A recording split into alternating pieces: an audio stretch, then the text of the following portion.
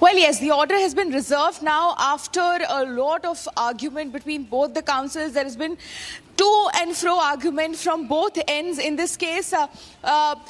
Initially, the council for Goa was arguing and debunking each and every argument that was made from Luthra's end yesterday, be it about them absconding from the country and asking protection from the police if they come back.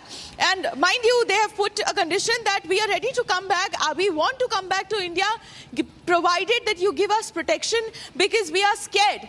What they have put forward in their argument is that I am being threatened, my wife is being threatened. What if you want me to come back to Goa and then you want me to be lynched by the public there?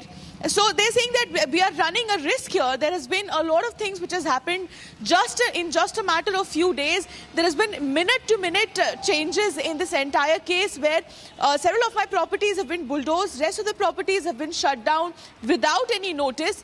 And you are taking me accountable for something which I'm not even responsible for. I've barely been to Goa and I don't look after the operations there. Please take into account who handles the operations for that concerned club. And we are talking about Birch by Romeo Lane here, in which there was this fire.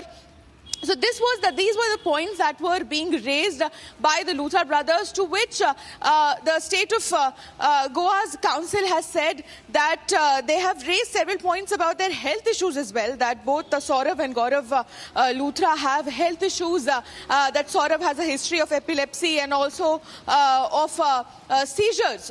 So what they are saying, what the council for Goa has said, that if you look at their prescription, in that prescription, you can see that that prescription was prescribed without even meeting the patient. So that cannot be considered as something very severe. And when it comes to Gaurav Luthra, that was more of a cosmetology clinic medicines.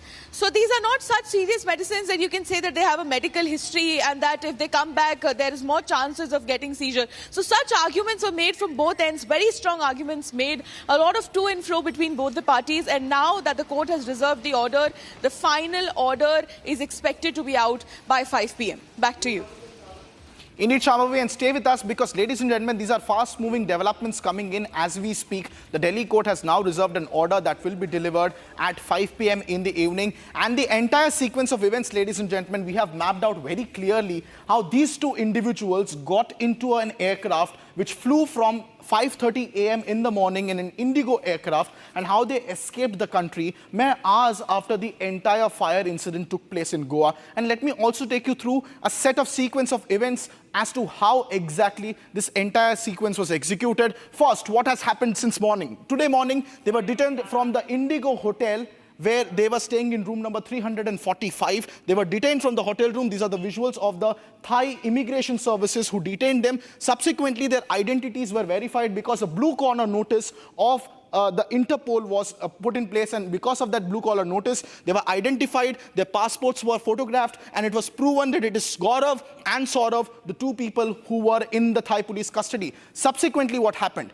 Then they were taken away into an immigration detention center of the Thai services. From there on, behind the blue door, in a restricted area, they have been detained for further proceedings. We are being told now that Indian embassy officials also have reached Phuket, where these two individuals are now being detained by the immigration authorities of Thailand. And subsequently, their process of repatriation back to the country is going to be under the focus. Amidst this, there was hope for them because a case hearing was ongoing in Delhi's Rohini court, which has now reserved a judgment at 5 p.m. in this evening. Their prayer to the Delhi court was an anticipatory bail for 5 days. Let me also show you the map graphics on this big wall to show you the scale and extent of which what has transpired in the last 24 to 48 hours. In just a moment, ladies and gentlemen. But the biggest story at the moment is whether or not Gaurav and Saurabh will get that anticipatory bail, because the entire procedure of their repatriation is now somewhat hinged upon it. But let me also show you the sequence of events from the perspective of this big man detained in 72 hours. The fire breaks off here in Goa at 11:45 p.m. on Saturday evening. Subsequently, what happens? The two brothers are based out in Delhi at 1:17 a.m. in the thick of the night. Merely a couple of hours after that, they boarded a flight of Indigo at 5:25 a.m. in the morning and landed there all the way in Phuket. It was much closer for them to come to Goa and join the investigation, as they are now going to the Rohini court and claiming that they want to be part of the investigation. But instead, ladies and gentlemen, they say that they had some important work, following which they decided that it was perhaps advisable for them to fly all the way down there to Phuket, but not to Goa. Shambhavi, these are some very strong questions that were raised by the ASG also in the court, and some questions that the Luthra brothers have had to answer in the court. Whether or not this will convince the judges is something that remains to be seen, but the timeline will be a huge factor of consideration, Shambhavi, in the bail hearing. Definitely, the time when the fire actually broke, and then the time at which they booked the ticket, then the time they took the flight and reached, and then released a very templated condolences message on his Instagram. And then there were several points. Now, let me also tell our viewers here, Krutharth, that there were some points raised by the Luthra brothers and in this hearing. What they're saying is, we are just asking for this transitory anticipatory bail. We are not fighting, or we are not arguing on the merits of the case. If you just provide me some protection, I will be back. I was even ready to come back to India yesterday night as well, when the arguments were going on. Then another point, they're saying that I have set up my restaurant. I'm setting up my restaurant in Phuket, and I will be employing Indians in that restaurant. Is that something that I should be lynched for? Because they've made this very strong point that if you want me to come back to India, I will come back to India. I am ready to face the court. But if I'll come back to India, I will be lynched. My properties will be set ablaze. They're saying that their life is in danger. Another point that they have raised is that Saurabh is epileptic and Gaurav has some neuro issues, and that they went above and beyond to make sure that all the documents are provided for the aid of the investigation. So now they're defending their actions. They're not taking any accountability for this unfortunate accident that happened at the club, and they are constantly trying to prove their innocence by saying that we went above and beyond just to make sure that the authorities have all the required documents in this case.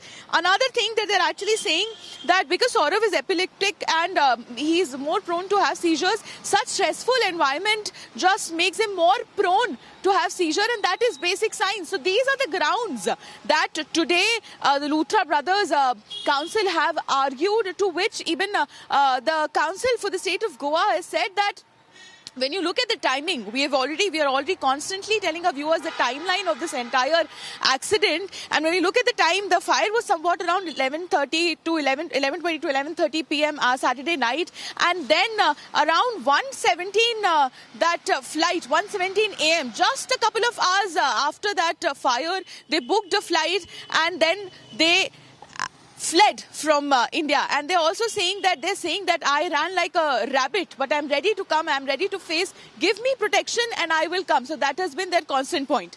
Krutharth.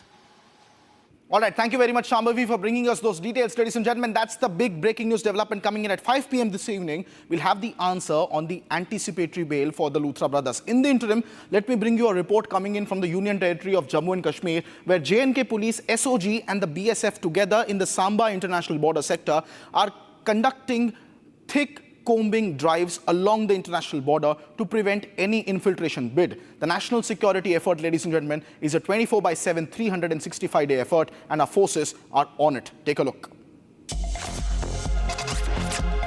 Security forces have launched one of its mega operations as part of its winter strategy, and right now we are reporting from the woods of the Samba, where massive search operation is presently underway. As you see, the troops of the Special Operations Group of the Samba, they are carrying out this intensified searches in the deserts and the upper areas that has some riverine structures as well, and this is very close to the Indo-Pakistan international border, where these intensified searches are taking place. What they are doing, they are carrying out the searches to ensure that the security forces, they are able to scan everything, because this entire area, the 360-degree view that you see, that this is a dense forest that is in the Samba district, and here it becomes really a major challenge for the security forces, that how they will storm through these forests so that it cannot be used by the adversary, it cannot be used by the enemies of the country, because this area has been a traditional route of infiltration. And now as we speak, you will see how they are carrying out the intensified operations, that they are looking into every nook and the corner, and once they reach some point, then they are ensuring that every threat from across the border is foiled. I'll request Ashu to tag along so that we can show you that how in these of the dense areas the security forces are carrying out these operations. Now that they have seen some movement, they have completely come to a standstill. Only when they see that this movement, this threat is neutralized or the threat is ruled out, only then they will move out. So tactically in the woods of the Samba, the special operation group is moving. They are moving so that they can rule out the threat of the drone dropping, because see, these are the dense areas, and in these dense areas what the terrorists do, that they locate some coordinates and then they drop the consignment into the Indian territory. But now what is happening, that here the intensified operations are underway. Well, that's the latest coming in from the Union Territory of Jammu and Kashmir, ladies and gentlemen, where our forces are continuing to remain very vigilant along the infiltration points along the international border. In the interim, let me also bring you all the latest updates that we are tracking for you from across the country. This is Bharat in 2 minutes.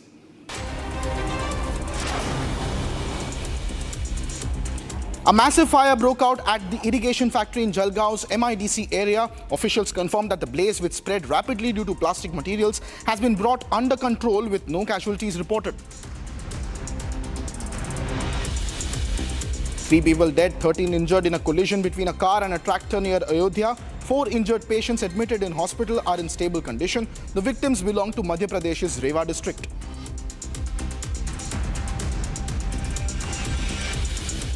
Two police officers who were suspended for alleged negligence in the investigation into last year's Pune Porsche crash case have been dismissed from service. A Porsche car allegedly driven by a 17-year-old boy in an inebriated condition had fatally run over 2 techies on a motorcycle in Pune last year.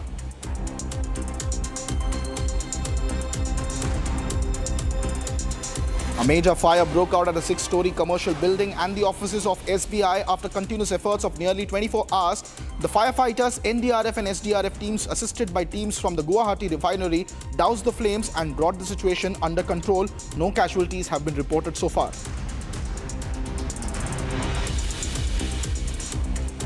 A fire erupted at a multi-story building in Sadar Bazaar, prompting response from Delhi Fire Services. The blaze swept through storage units of polythene and plastic bags. Firefighters dispatched multiple water tenders, eventually controlling the flames. Authorities confirmed that no casualties or injuries have been reported, but the cause of the fire is still under investigation.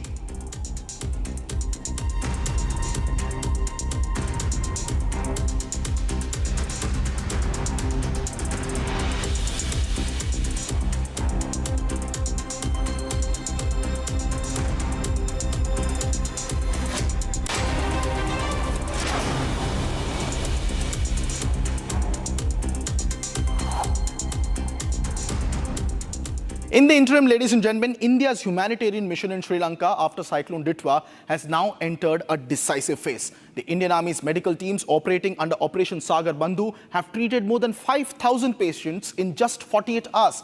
Lieutenant Colonel Jagneet Gill, contingent commander of the Indian Army team deployed in Sri Lanka, is underscoring this collaborative nature of the mission, and he has shared the commitment of both our nations to work together in the time of crisis. Let's take a look at that detailed report of Operation Sagar Bandhu.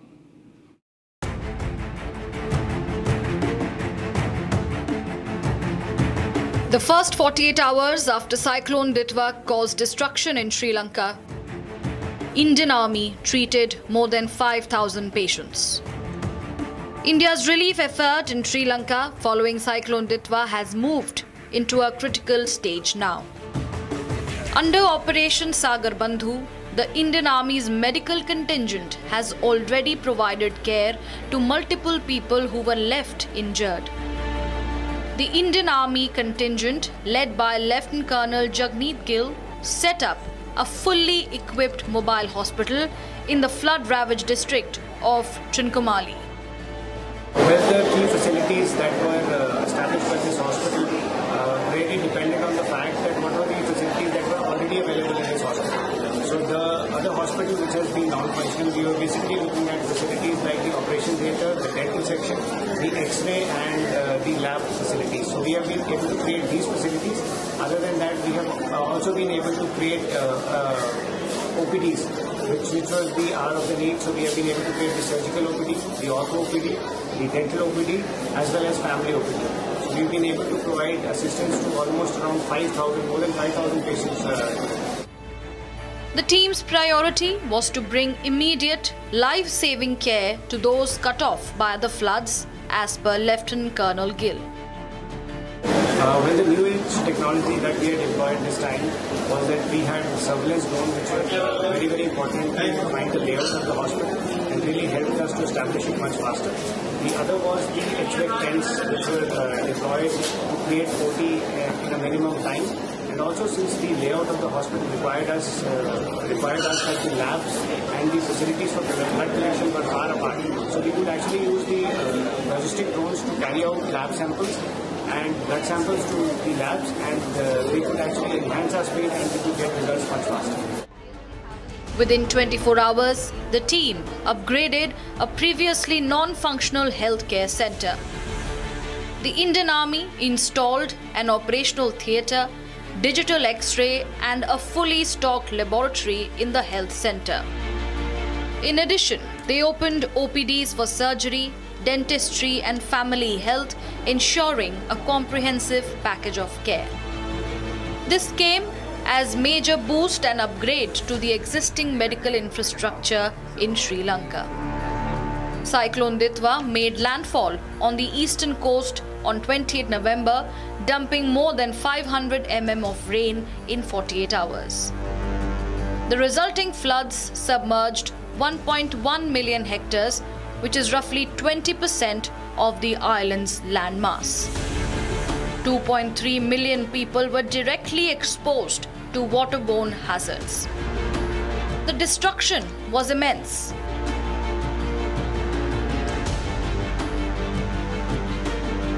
$720,000 buildings were inundated, including 243 health facilities and hundreds of schools.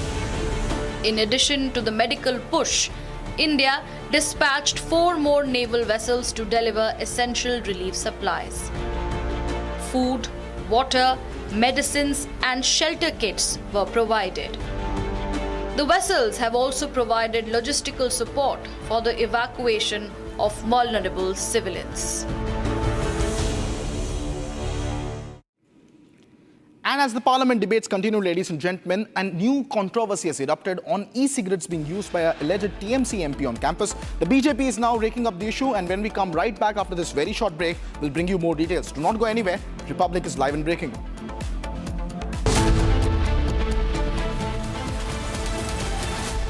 थोड़े में ज्यादा स्वाद यही तो है इसकी खास बात। वाओ मामा, क्या स्वाद है? अरे मेरे राजा, मसाला।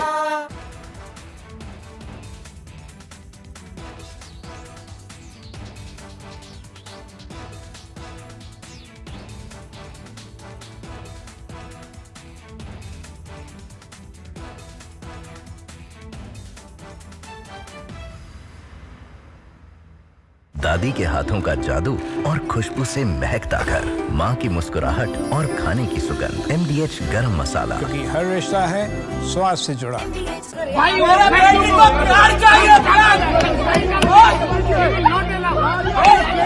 मेरा बेटी का ब्लड आया, ब्लड नीचे से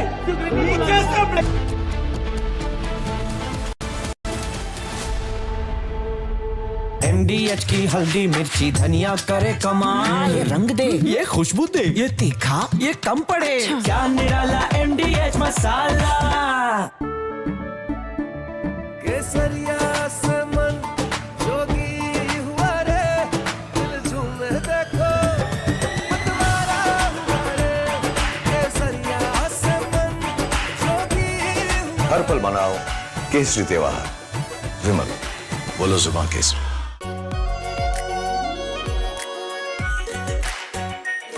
pure shahi paneer masala, delicious, healthy everyday.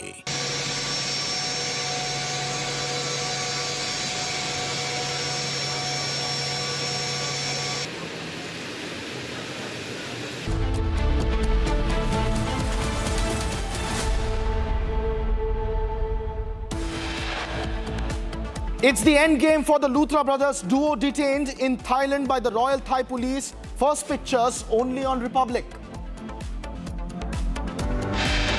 Passport suspended, duo detained. Luthra brothers' deportation process has been initiated in Thailand.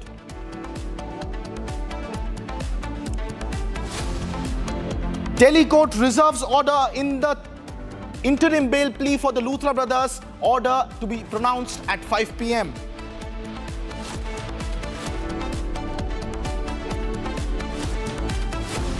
देश भर में ई सिगरेट बैन हो चुकी है, क्या सदन में आपने अलाउ कर दी है? नहीं, कोई माननीय सदस्य को कोई भी सर टीएमसी के सांसद पी रहे हैं सर टीएमसी के सांसद सर कई दिनों से लगातार बैठ के पी रहे हैं sir. Amid winter session, e-cigarette scandal breaks out inside the parliament. BJP MP Anurag Thakur accuses TMC MP of smoking an e-cigarette within the Lok Sabha compound. US delegation arrives at the Ministry of Commerce and Industry amid stalled trade negotiations. Progress expected.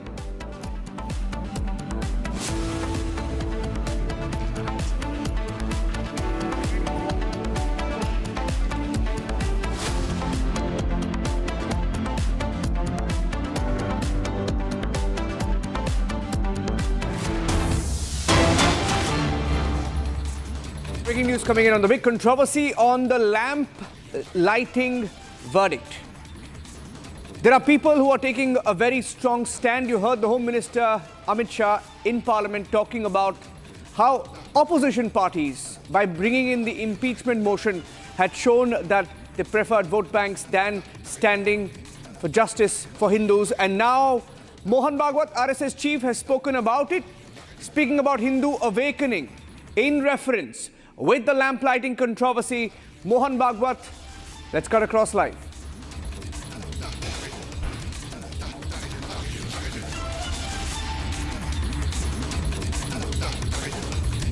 If it needs escalation, it will be done. But I don't think it needs so. The matter is now sub judice. Let it resolve. The awakening of Hindus in Tamil Nadu, I think it is enough to bring about the desired result. But if at all it is needed, the Hindu organizations are working in Tamil Nadu also. They will let us know, then we will think about it. But at present, I think the issue can be resolved here only on basis of the Hindus' strength in Tamil Nadu only.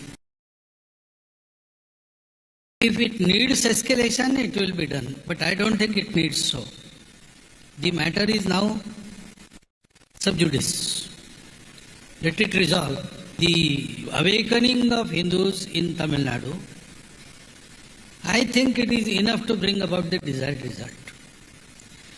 But if at all it is needed, the Hindu organizations are working in Tamil Nadu also. They will let us know, then we will think about it. But at present, I think the issue can be resolved here only on basis of the Hindus' strength in Tamil Nadu only. Sharda is joining us live. In fact, Sharda is at the hill. She's at the foothills of the Tirupuram Kundram, and I'm going across to her. She's in Madurai. Sharda, we understand that then ASI survey is ongoing, but the story is becoming national. It's no more about Tamil Nadu. It's a national story with different political parties taking sides. RSS chief also saying awakening of Hindus is enough for desired results. Ahead of elections, these are big statements. Very true, Niranjan. Now, Tamil Nadu, the Tirupura has become huge because there's been continuous legal battles between the ruling government, DMK, and also the Hindu political front, which includes the BJP, ADMK, and the Hindu Munnani Makkal Party, which has been fighting to light the lamp in Tirupura Kundram. It's been over 10 days since the fight has been continuing, and the Section 144 was imposed in the hill. But now, even after the judges asked for the 144 to be removed, the government continues to make sure that the people are not let on top of the hill to go to the Kasi Vishwanath temple or even the Dargah, for the matter of fact. And also now, with the elections coming, it's more the political battle than a legal battle that's being fought, because it seems like the DMK is looking forward for the minority appeasement. Oh, it's making sure that the Muslims are favored more than the Hindus, and this is what the BJP and the AIADMK claims.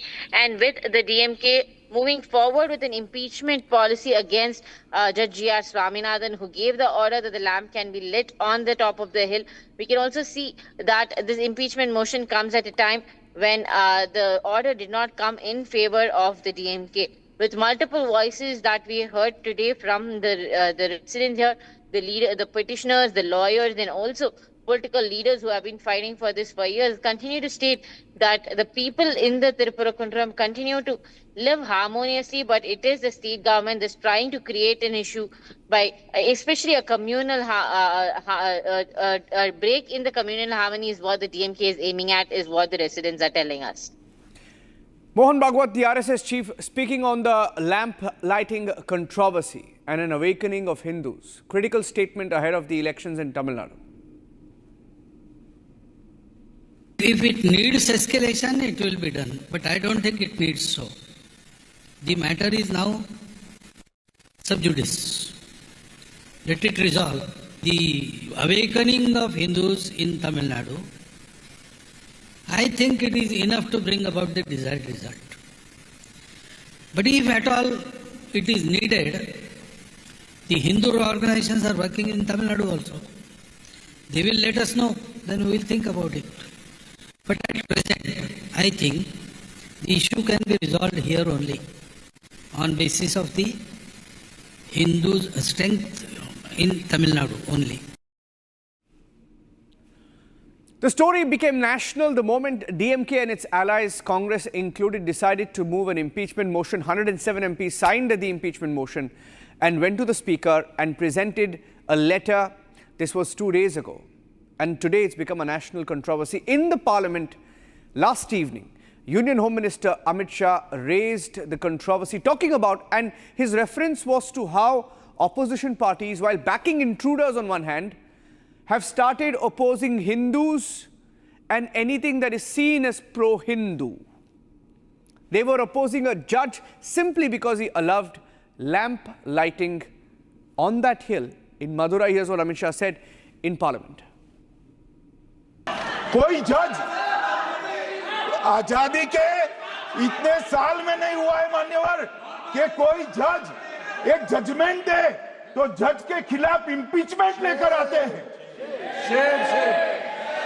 अपनी vote bank को address करने के लिए impeachment लेकर आते हैं मान्यवर। और ये सारे ने तो साइन कर दिया, साथ ही साथ उद्धव जी ने भी साइन कर दिया। उद्धव जी, जजमेंट क्या है? एक पहाड़ी पर मान्यता है कि यहाँ सबसे ऊपर दिया जलाया जाए। मान्यवर, एक वोट बैंक को संभालने के लिए एक हाईकोर्ट के जज के सामने इंपीचमेंट लेकर आए हैं। देश की जनता उनको मदद नहीं करे।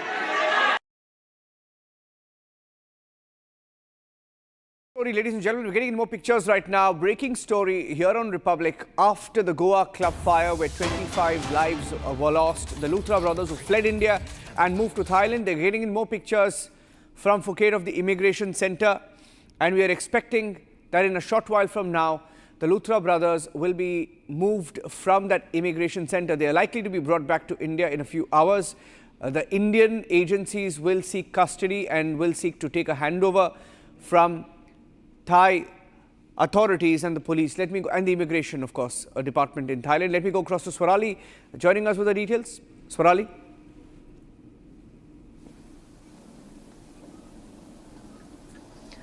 Yes, that's true. Let me tell you right now, the Luthra brothers are in custody of Royal Thai Police in the immigration center of Thailand. And further, the process and the procedure to deport Luthra brothers back to India has started. They are being interrogated and the documents are being verified. This is the latest information we are gathering in from the immigration center that is in Thailand. As we know that this is a question of two countries. They are supposed to be deported back to India. So all the angles will be explored.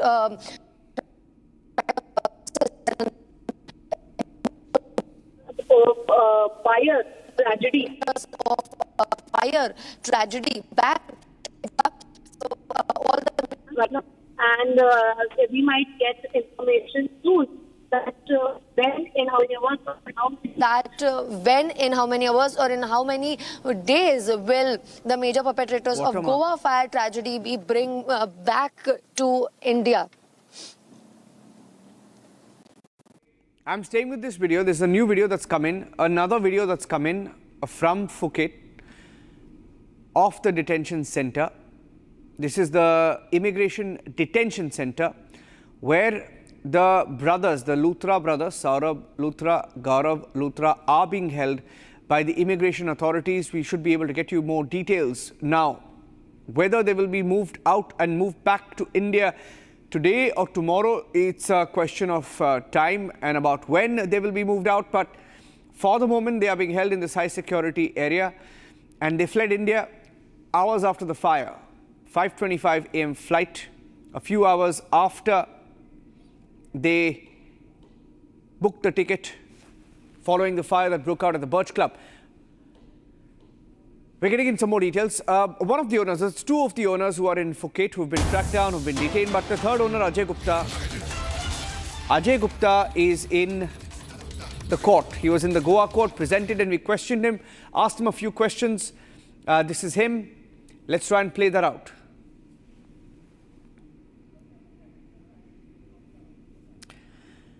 Right. We're going to play the full sequence. Can we play the sequence, please, of us asking the questions to Ajay Gupta? Ajay Gupta tried to speak there. In fact, Ajay Gupta had in the last few days after his arrest tried to tell the media that he's only a sleeping partner. He had no active role in the operations of the Birch nightclub. Let's listen in. Sir, एक statement, sir. I am sad for what has happened. I'm not a demon. I am sad for what has happened, but I didn't do it. I didn't do it. Ajay Gupta क्या कहना चाहते हो? Ajay Gupta. But sir, लेकिन आपकी लापरवाही से 25 लोगों की जान गई है. आप ये मानते हैं sir? I am a sleeping partner. I have no role in operations. Sir, एक statement, sir. I am sad for what has happened. I'm not a demon. I am sad for what has happened, but I didn't do it. I didn't do it. Ajay Gupta क्या कहना चाहते हो? Ajay Gupta. But sir, लेकिन आपकी लापरवाही से 25 लोगों की जान गई है. आप ये मानते हैं sir? I am a sleeping partner. I have no role in operations.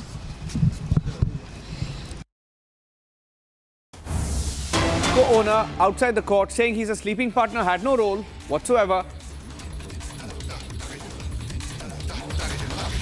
Okay, the court has reserved the order. Meanwhile, the Luthra brothers had moved court, saying that they will only return if there is assurance, a surety of sorts from the court, and the court will dictate the order on the Luthra brothers at 5 p.m. today. So we will wait for that order.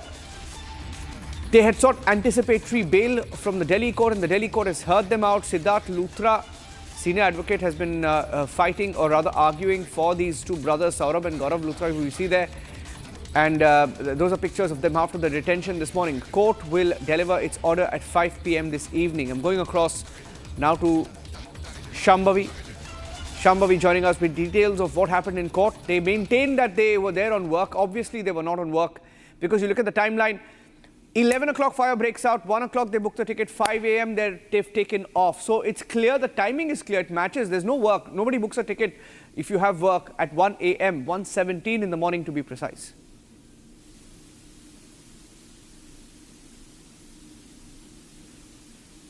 Audio. Okay, I'm just getting you. I just lost your audio there, Shambhavi. Maybe your mic is off. Let me just bring back your audio there. But this is the timeline. Fire breaks out at 11 p.m. So 11 p.m. the fire breakout happens, and then at 1:17 a.m.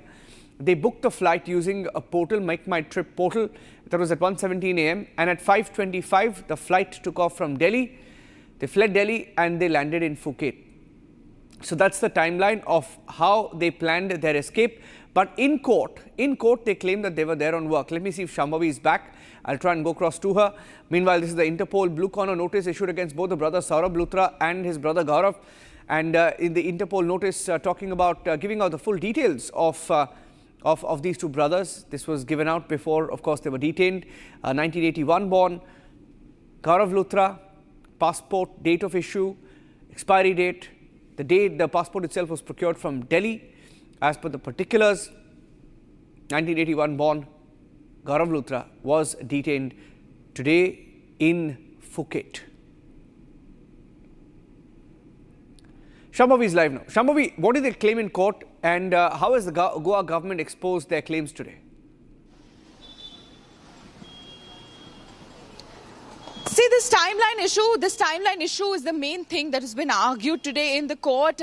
And apart from this, one thing is sure, that nobody is ready to take accountability in this case. Be it the third partner who claimed that he is a sleeping partner, so he has zero accountability in this entire matter. And these Luthra brothers, the counsel for these Luthra brothers have claimed in the court that again and again, even yesterday and today itself, they maintained that they are just the license holders and that they don't look after the operational day-to-day operations of all the properties. And even the petition that they filed, they said that they have around 27 properties all across India, and it is not possible for them to make. Have you been to Goa once or twice? So they are not the ones to be blamed.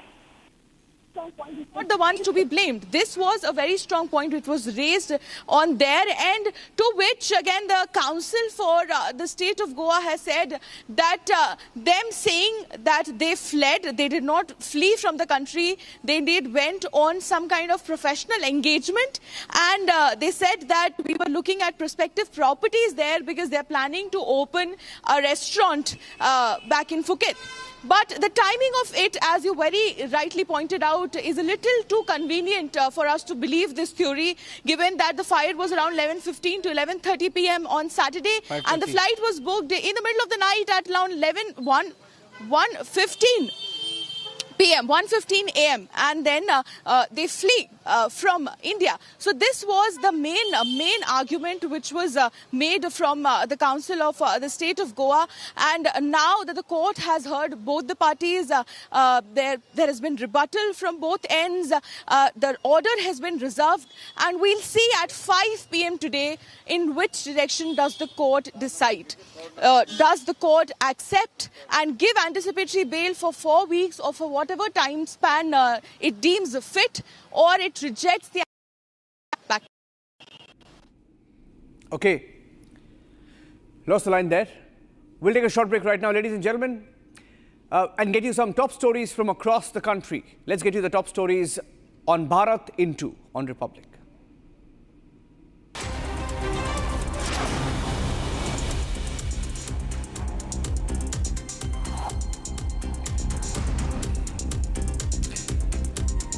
Okay, so a massive fire broke out at a factory in Jalgaon, Maharashtra. This was at the irrigation factory in the MIDC area.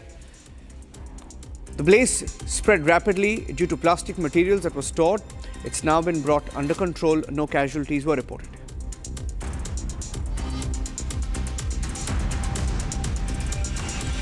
Three people died, 13 were injured following a collision between a car and a tractor near Ayodhya. 4 injured patients were admitted to a hospital, are now in stable conditions. The victims belong to Madhya Pradesh's Rewa district.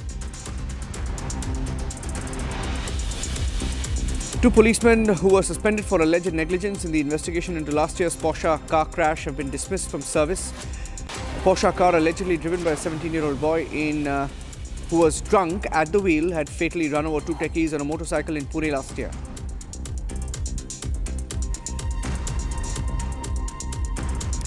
A fire broke out at a 6-story commercial building in the offices of SBI after continuous efforts for nearly 24 hours. The firefighters, NDRF, SDRF, assisted by teams from the Guwahati refinery, doused the flames, brought the situation under control.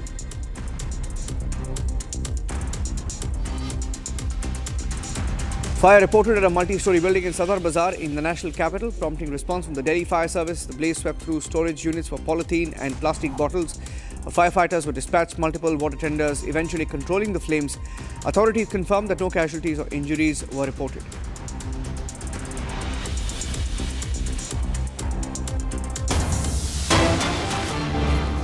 Getting in some breaking news now on the Election Commission. The Election Commission has extended the SIR period in 6 states. Initial details coming in. SIR period extended in 6 states including in Uttar Pradesh.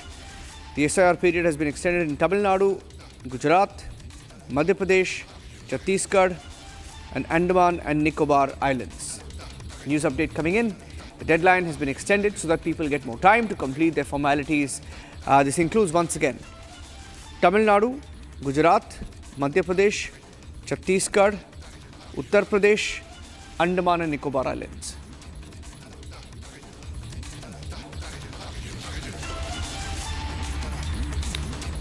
India's humanitarian mission in Sri Lanka after Cyclone Ditwa has entered a decisive phase. The Indian Army's medical teams, which are operating in Sri Lanka under Operation Sagar Bandhu, have treated over 5,000 patients in just the first 48 hours. Lieutenant Colonel Jagneet Gill, contingent commander of the Indian Army teams deployed in Sri Lanka, has underscored the collaborative nature of this mission. Here are some pictures in the report that came in from Sri Lanka.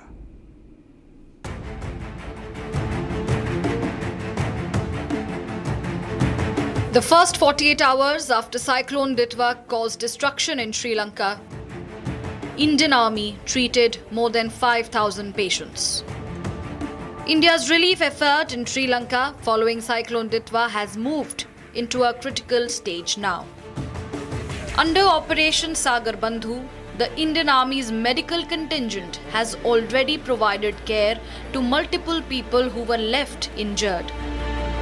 The Indian Army contingent, led by Lieutenant Colonel Jagneet Gill, set up a fully equipped mobile hospital in the flood-ravaged district of Trincomalee. Well, the key facilities that were established by this hospital really depended on the fact that what were the facilities that were already available in this hospital. So the other hospital which has been non-functional, we were basically looking at facilities like the operation theatre, the dental section, the X-ray and the lab facilities. So we have been able to create these facilities. Other than that, we have also been able to create OPDs, which was the hour of the need. So we have been able to create the surgical OPD, the ortho OPD, the dental OPD, as well as family OPD. So we've been able to provide assistance to almost around 5,000, more than 5,000 patients. The team's priority was to bring immediate, life-saving care to those cut off by the floods, as per Lieutenant Colonel Gill. Well, the new age technology that we had deployed this time was that we had surveillance drones, which were very, very important to find the layouts of the hospital and really helped us to establish it much faster. The other was the HVAC tents, which were deployed to create OT in a minimum time. And also, since the layout of the hospital required us that the labs and the facilities for blood collection were far apart, so we could actually use the logistic drones to carry out lab samples and blood samples to the labs, and we could actually enhance our speed and we could get results much faster. Within 24 hours, the team upgraded a previously non-functional healthcare center. The Indian Army installed an operational theatre, digital X-ray and a fully stocked laboratory in the health center. In addition, they opened OPDs for surgery, dentistry and family health, ensuring a comprehensive package of care. This came as major boost and upgrade to the existing medical infrastructure in Sri Lanka. Cyclone Ditwa made landfall on the eastern coast on 28 November, dumping more than 500 mm of rain in 48 hours. The resulting floods submerged 1.1 million hectares, which is roughly 20% of the island's landmass. 2.3 million people were directly exposed to waterborne hazards. The destruction was immense.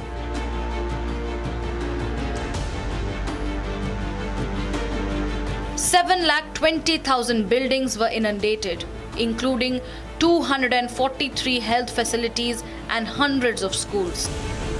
In addition to the medical push, India dispatched 4 more naval vessels to deliver essential relief supplies.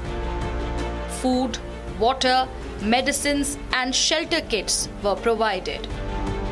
The vessels have also provided logistical support for the evacuation of vulnerable civilians. So in Parliament, ladies and gentlemen, we've seen all kinds of discussion in the last few days, and today's discussion we heard a scandal that was mentioned by one of the parliamentarians. Anurag Thakur, BJP MP, claimed that some TMC MPs are smoking e-cigarettes. That's the latest scandal in Parliament. US trade delegation in India begins its talks. We're getting you the details of the trade talks in a few minutes.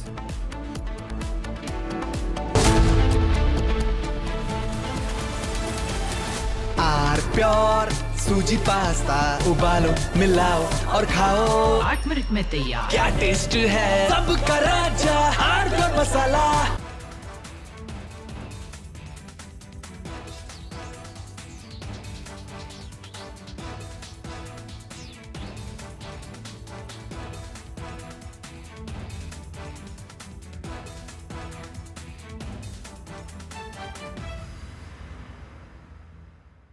Secret recipe MDH का जीरा SIP जल जीरा मसाला।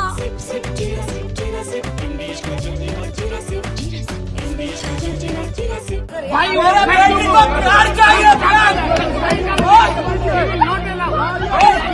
मेरा बेटी का blood आ रहा है, नीचे से ब्लड आ रहा, प्यार चाहिए, दे दो। क्यों नहीं कर सकता? क्यों नहीं कर सकता? क्यों नहीं कर सकता? मेरे को प्यार चाहिए अभी।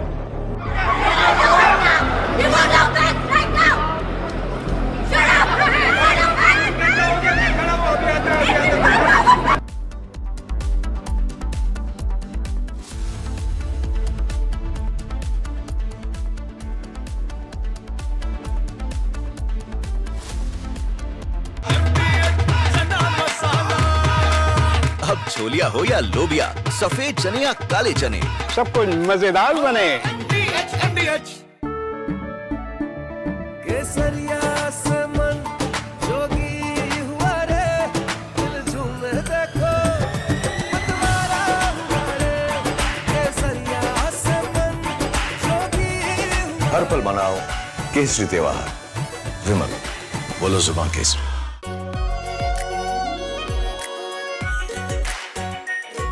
Pure shahi paneer masala, delicious, healthy everyday.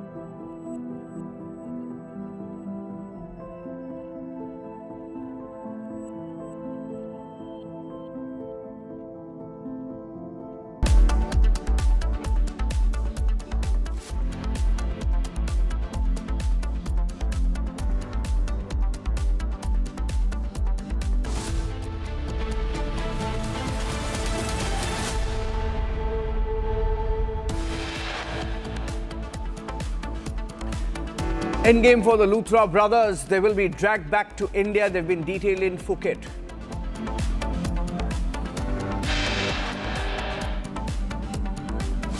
Passport suspended, duo detained. Luthra brothers' deportation process has been initiated from Thailand. The owners of the Goa Nightclub, where 25 people were killed on their way back. Delhi court will resume the hearing on the Luthra's anticipatory bail plea. In fact, at 5 p.m, we're expecting the verdict.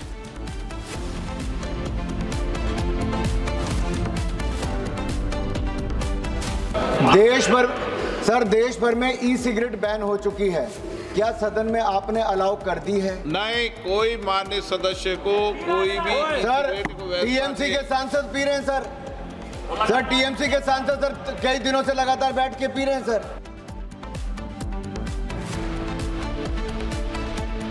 E-cigarette scandal breaks out inside Parliament. BJP MP Anurag Thakur accuses Trinamool Congress parliamentarians of smoking e-cigarettes in the Parliament premises.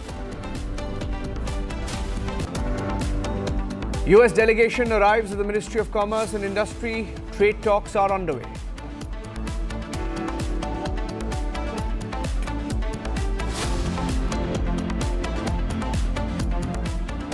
Getting in some details now that India has, in a swift operation on the 10th of December, which is yesterday, the Coast Guard has apprehended a Pakistani fishing boat with 11-member crew inside the Indian economic zone. Now this underscores sustained maritime operations and India's commitment to securing its maritime frontiers while maintaining robust enforcement of international maritime laws. Continuous vigilance across India's maritime domain remains a cornerstone of our maritime security strategy, is what the Defence PRO has handed out. I'm going across to Ishan joining us with the details. Ishan, they were held in Indian waters. How far in were they? If you can share some more details with us. The Indian Coast Guard, in a swift maritime operation, apprehended 11 Pakistani crew members on a boat. This boat was deep inside Indian territorial waters, that is the exclusive economic zone. After this, the Coast Guard has handed over the alleged fishermen over to the police authorities for a detailed investigation. The apprehension has been done under the UN clause jurisdiction of UN clause jurisdiction of international territorial waters. They had been illegally entered into the Indian waters, and after that they were doing activities which upon apprehension the Indian Coast Guard, detecting that they were within the territorial waters, in a swift multi-domain operational wherein multiple Coast Guard vessels zeroed in on their location and arrested these intruders, and after arresting them they have been handed over to the Goa Police for further legal procedure and investigations. Okay.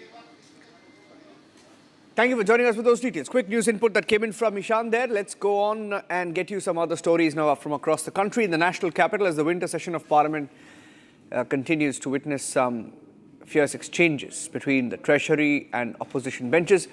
The BJP this morning accused a Trinamool parliamentarian of smoking e-cigarettes inside Lok Sabha.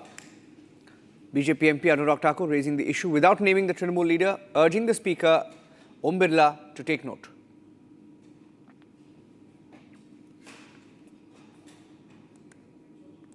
एक sir मैं व्यवस्था को लेकर आपसे सवाल पूछना चाहता हूं।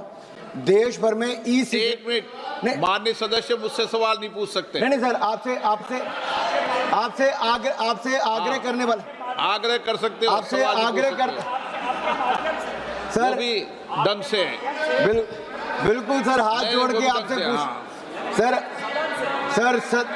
सर सदन की जानकारी के लिए है सर।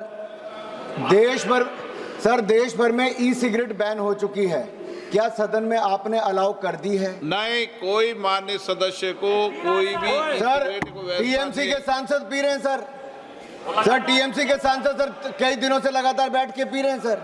कोई भी माननीय टीएमसी के सांसद पी रहे हैं sir.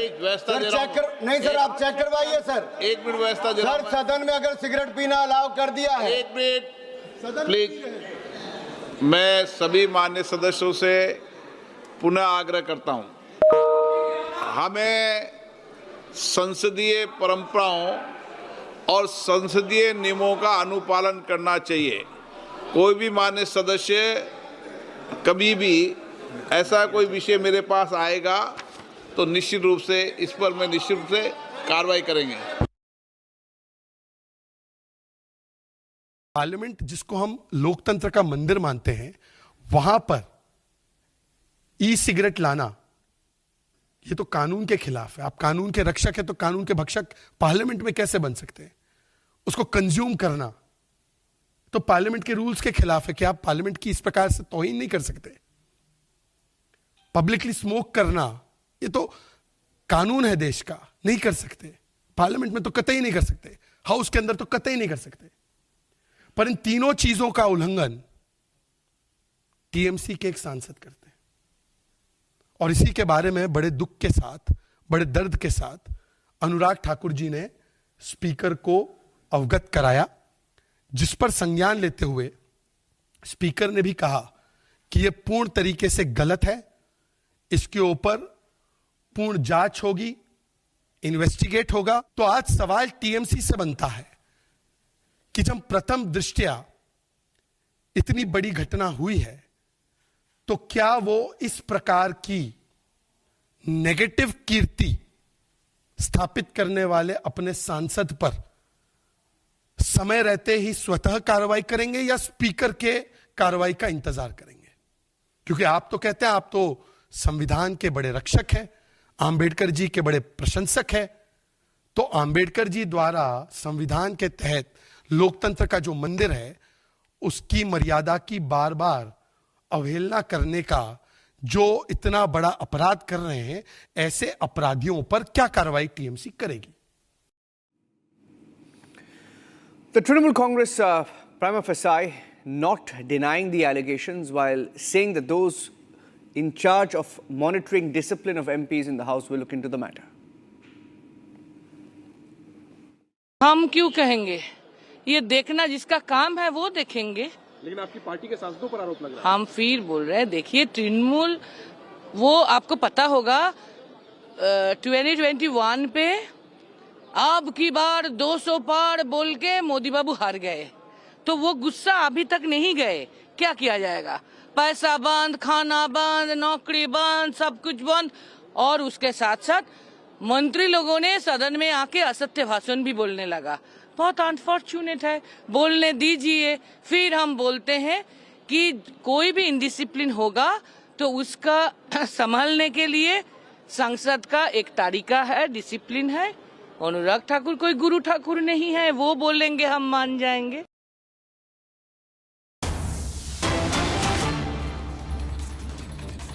A key meeting is underway right now at the residence of Home Minister Amit Shah. Getting the details, JP Nadda, the current BJP chief, and BL Santosh are present in that meeting. We're trying to get more details. Possibly one of the items that could be discussed is on who will be the next BJP president. That's a possibility. And the fact that Amit Shah and JP Nadda are there along with BL Santosh at the organization level. At the organization level, the BJP has delayed this decision. It's possible that the BJP could be taking that decision. The idea was to announce a new BJP president after the Bihar elections, and there is a possibility that that announcement could be made anytime soon. Okay, we'll try and go across to Aishwarya joining us on the phone line. And there has been several meetings, in fact, that have taken place. Aishwarya is on the phone line. Aishwarya, several meetings have taken place, and this decision is well overdue for a very, very long time. What's the latest? Aishwarya?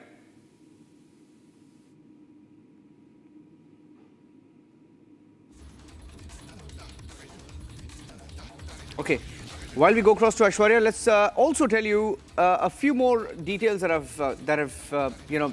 have come forward. There were several meetings, in fact, between BJP top leaders. Amit Shah met the Prime Minister. This was a few days back, about 1 week back, that triggered the buzz on the new BJP chief once again. I think we are getting in some more breaking news right now. Let's first get you some more news before we go back to the details of that meeting that is on. Getting in some details on the Indigo front. We're getting in some details of the meeting that took place with the Indigo CEO, Peter Elbers. We're picking up more details of the meeting, the 2-hour meeting that took place between the DGCA Inquiry Committee and the Indigo CEO. And during the high-level meet convened to address the Indigo crisis, the Inquiry Committee posed several direct pointed questions to the airline CEO regarding operations, refunds, crew management, compensation. And during the meeting, the airline provided information on its new roster plan, refund progress, baggage tracing, flight resumption. Indigo has also provided the committee with information regarding compensation. Now, these are some details of what took place in that meeting between Indigo CEO and the DGCA Inquiry Committee. Chandrakala is on the phone line. Chandrakala, pretty ordinary stuff, nothing extraordinary, asking questions about operations, refunds, crew management, compensation, and almost on cue, we've also had an Indigo statement today saying that extra refund will be given, 10,000 credit, etc., etc.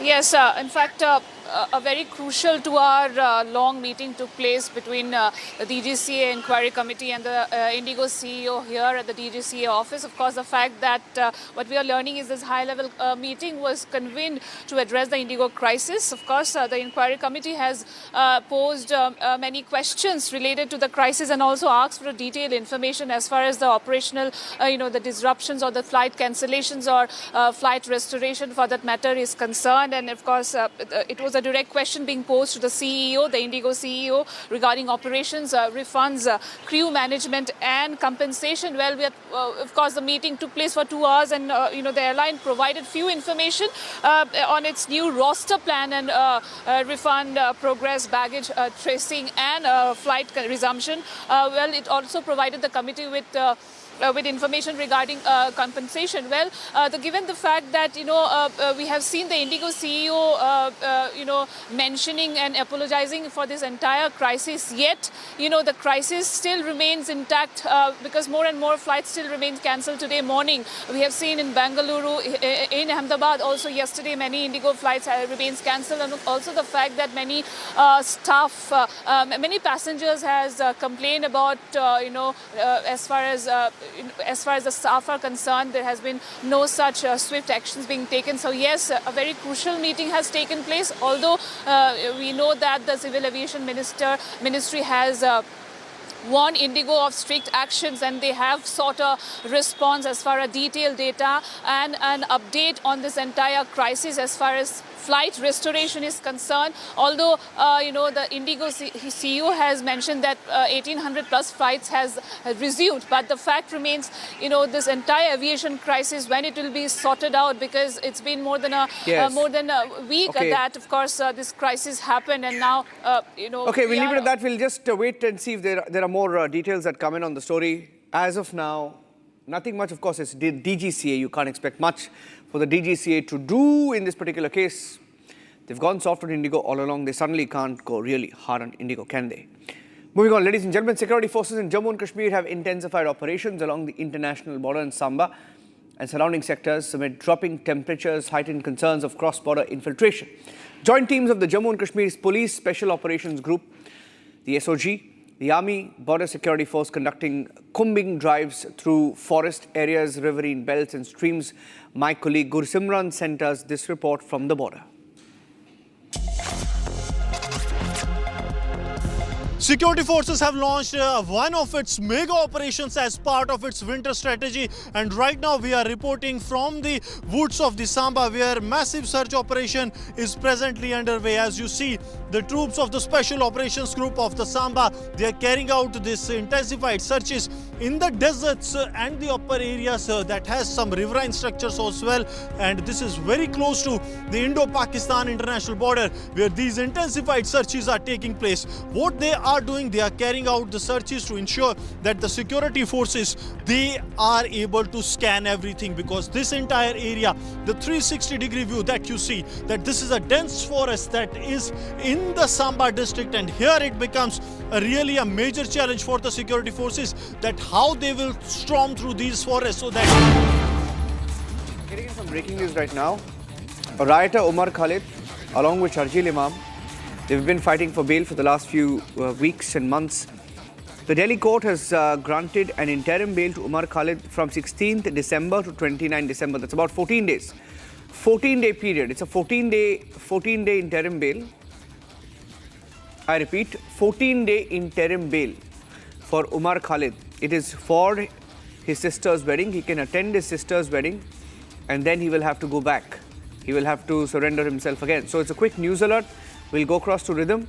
We'll just add that 14-day interim bail for Umar Khalid being tried in the Delhi riots 2020 case. 2020 Delhi riots, one of the instigators, the chief instigators, one of the rioters, along with Sharjeel Imam, who organized the entire riots in which 53 people died. Rhythm is joining me live. Rhythm, 14-day interim bail. It's just a 14-day window.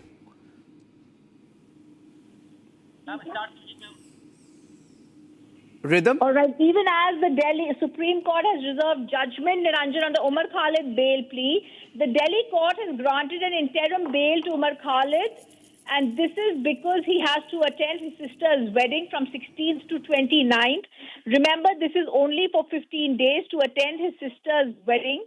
But we are waiting for that main bail, the regular bail that has been asked for in the Supreme Court, and that's a very crucial hearing, like we've been saying.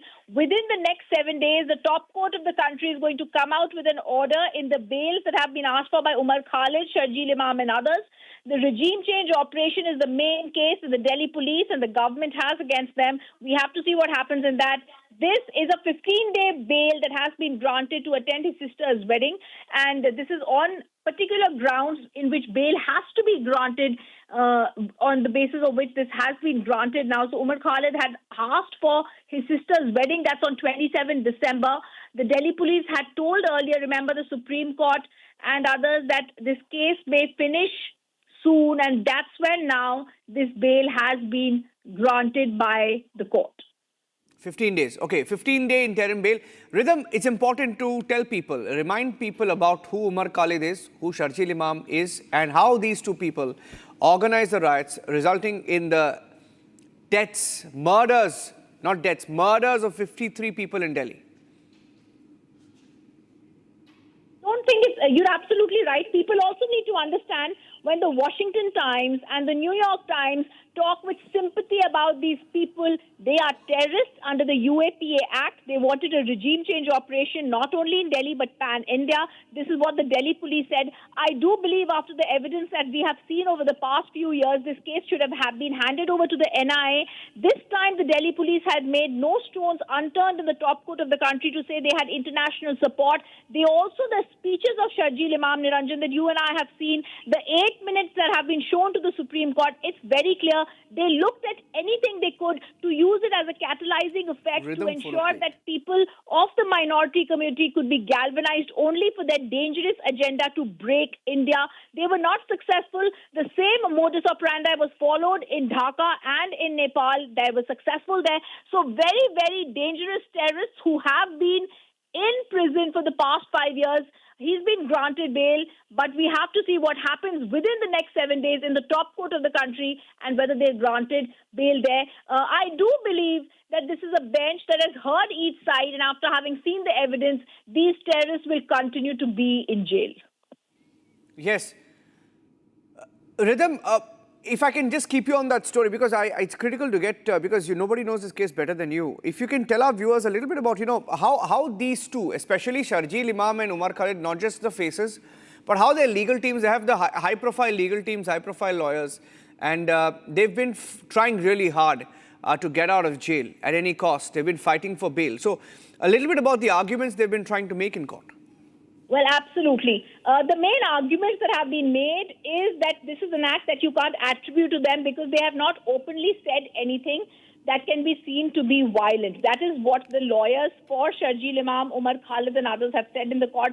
We've seen several people speak up in the court for these people. The top lawyers of the country have been representing them. But what is very clear also to understand is that the Delhi police opposes the bail, and they've filed this big affidavit in the top court of the country where they say there was a deep-rooted, premeditated, orchestrated conspiracy. It was at a time coinciding with the visit of the U.S. President Donald Trump to India. They spoke about the CAA, but beyond doubt, they said the conspiracy was only to have a regime change operation in India. It was only chosen. The CAA was a radicalizing catalyst, they had said. The conspiracy led to the death, like you said, of 53 people, and there were 753 FIRs registered. It was a pan-India conspiracy. The affidavits have been filed in response to the Supreme Court listening to the bail pleas for the longest time of Sharjeel Imam, Umar Khalid, Gulfi Shah Fatima, Meera and Haider. Shifa ur Rahman, they challenged the Delhi High Court's order that denied them bail. And the police has maintained, SV Raju, the ASG, has maintained the conspiracy was hatched, nurtured, executed by these people. They were striking at the very heart of India. Okay. They wanted a regime change. Thank you, Rhythm. Thank you for joining us with those details.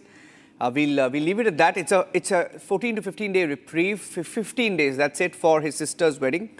So he will be out for exactly 15 days and he'll have to go back in. He'll have to go back in and surrender.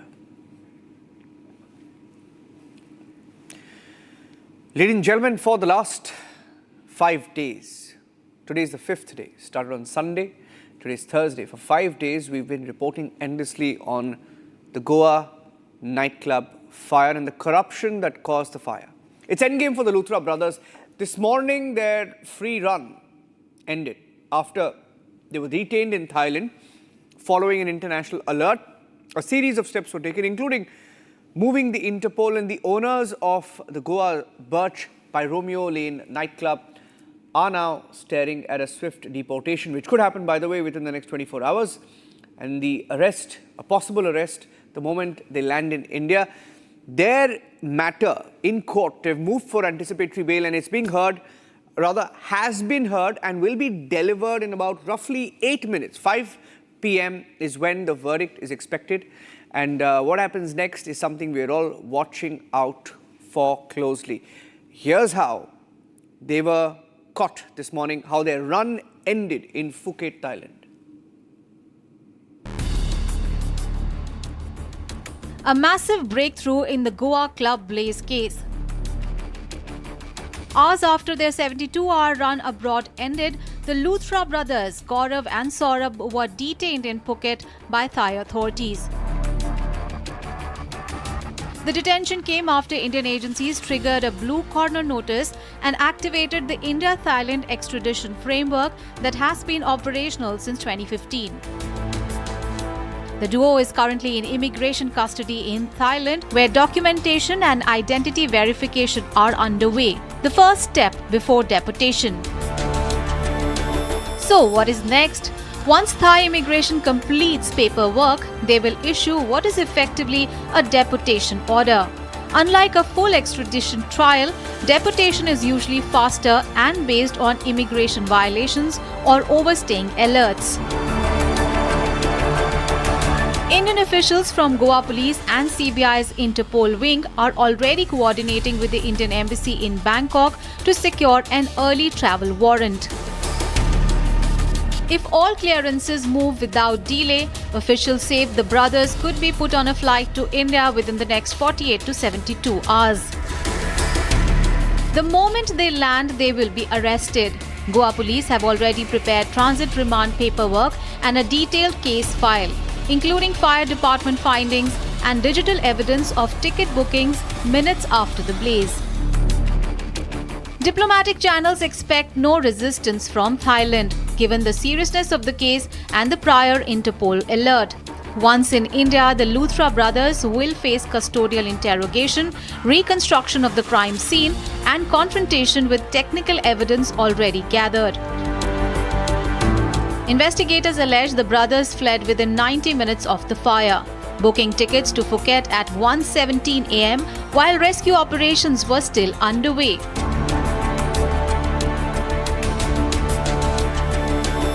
Luthra's brothers' defense say they did not flee but traveled to Thailand for business purposes, an argument they also placed before a Delhi court while seeking transit anticipatory bail.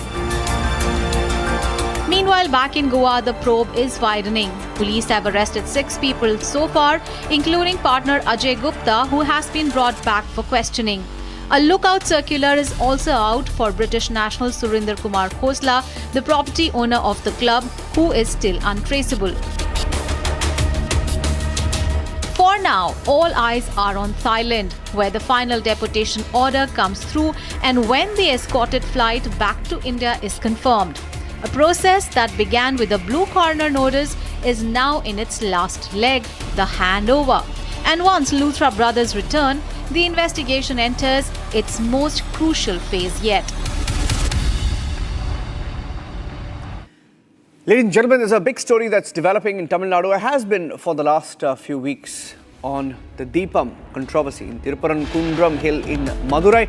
The RSS chief Mohan Bhagwat has spoken on this issue, saying Hindu awakening. He's spoken about Hindu awakening and how that only that is enough to resolve most issues.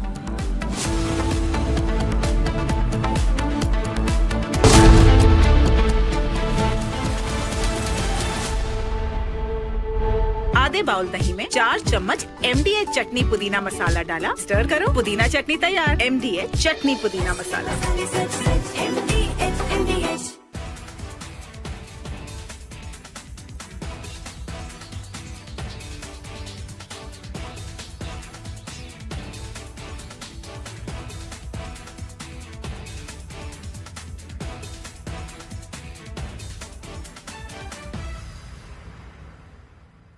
थोड़े में ज्यादा स्वाद, यही तो है इसकी खास बात। वाओ मामा, क्या स्वाद है? अरे मेरे राजा, मसाला।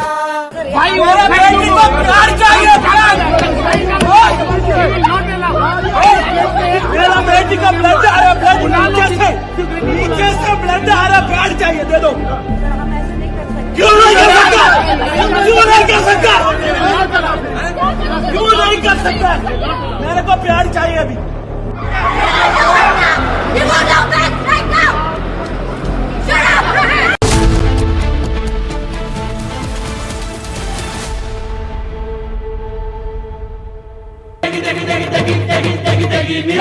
MDH की देगी मिर्च, देगी मिर्च का तड़का, अंग अंग फड़का। MDH की देगी मिर्च।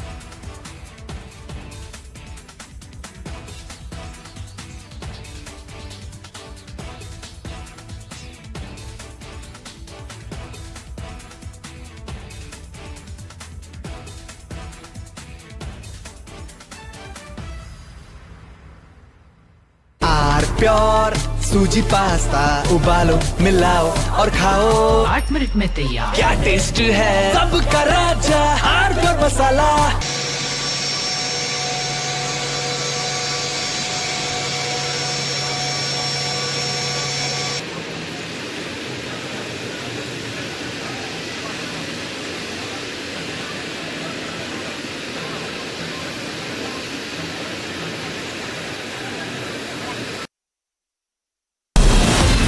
From Asia's largest news headquarters,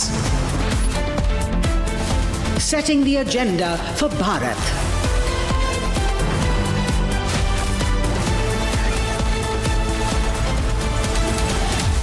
You're watching Republic.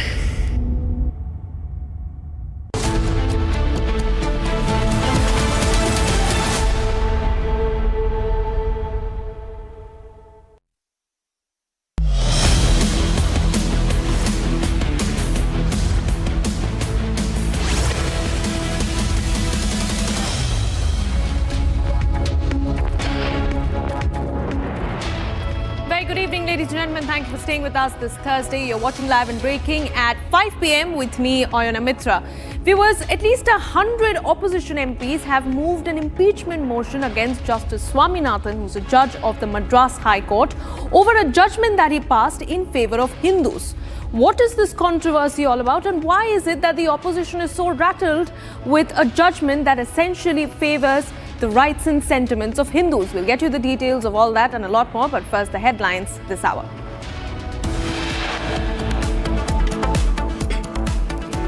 Delhi court grants interim bail to Umar Khalid in Delhi riots larger conspiracy case.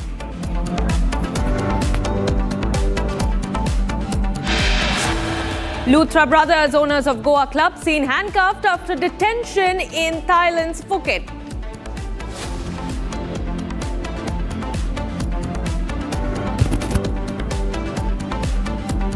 Awakening of Hindus in Tamil Nadu.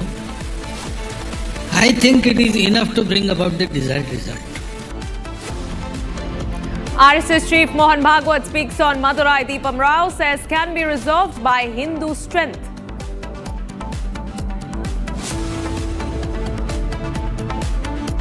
देश भर में ई सिगरेट बैन हो चुकी है। क्या सदन में आपने अलाउ कर दी है? नहीं, कोई मान्य सदस्य को कोई भी सर, टीएमसी के सांसद पी रहे हैं सर। सर, टीएमसी के सांसद सर कई दिनों से लगातार बैठ के पी रहे हैं sir. Amid winter session of Parliament, e-cigarette scandal breaks out inside the Lok Sabha. BJP MP Anurag Thakur accuses TMC MP of smoking e-cigarettes in the lower house. A US delegation arrived at the Ministry of Commerce and Industry earlier today for the India-US trade talks.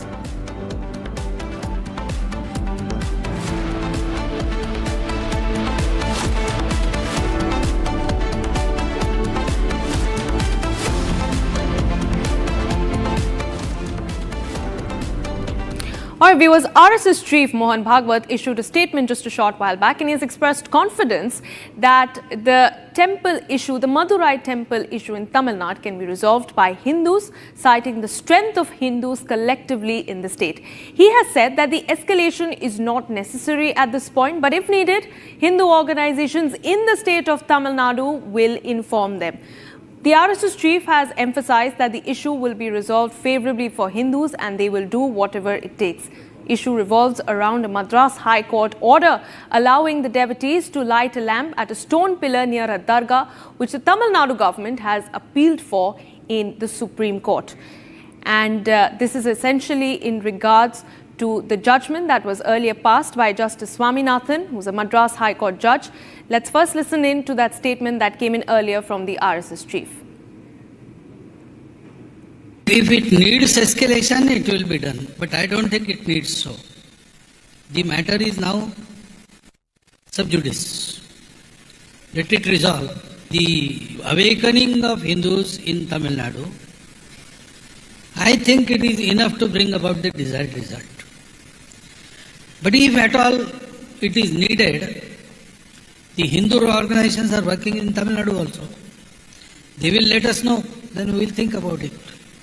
But at present, I think the issue can be resolved here only on basis of the Hindus' strength in Tamil Nadu only.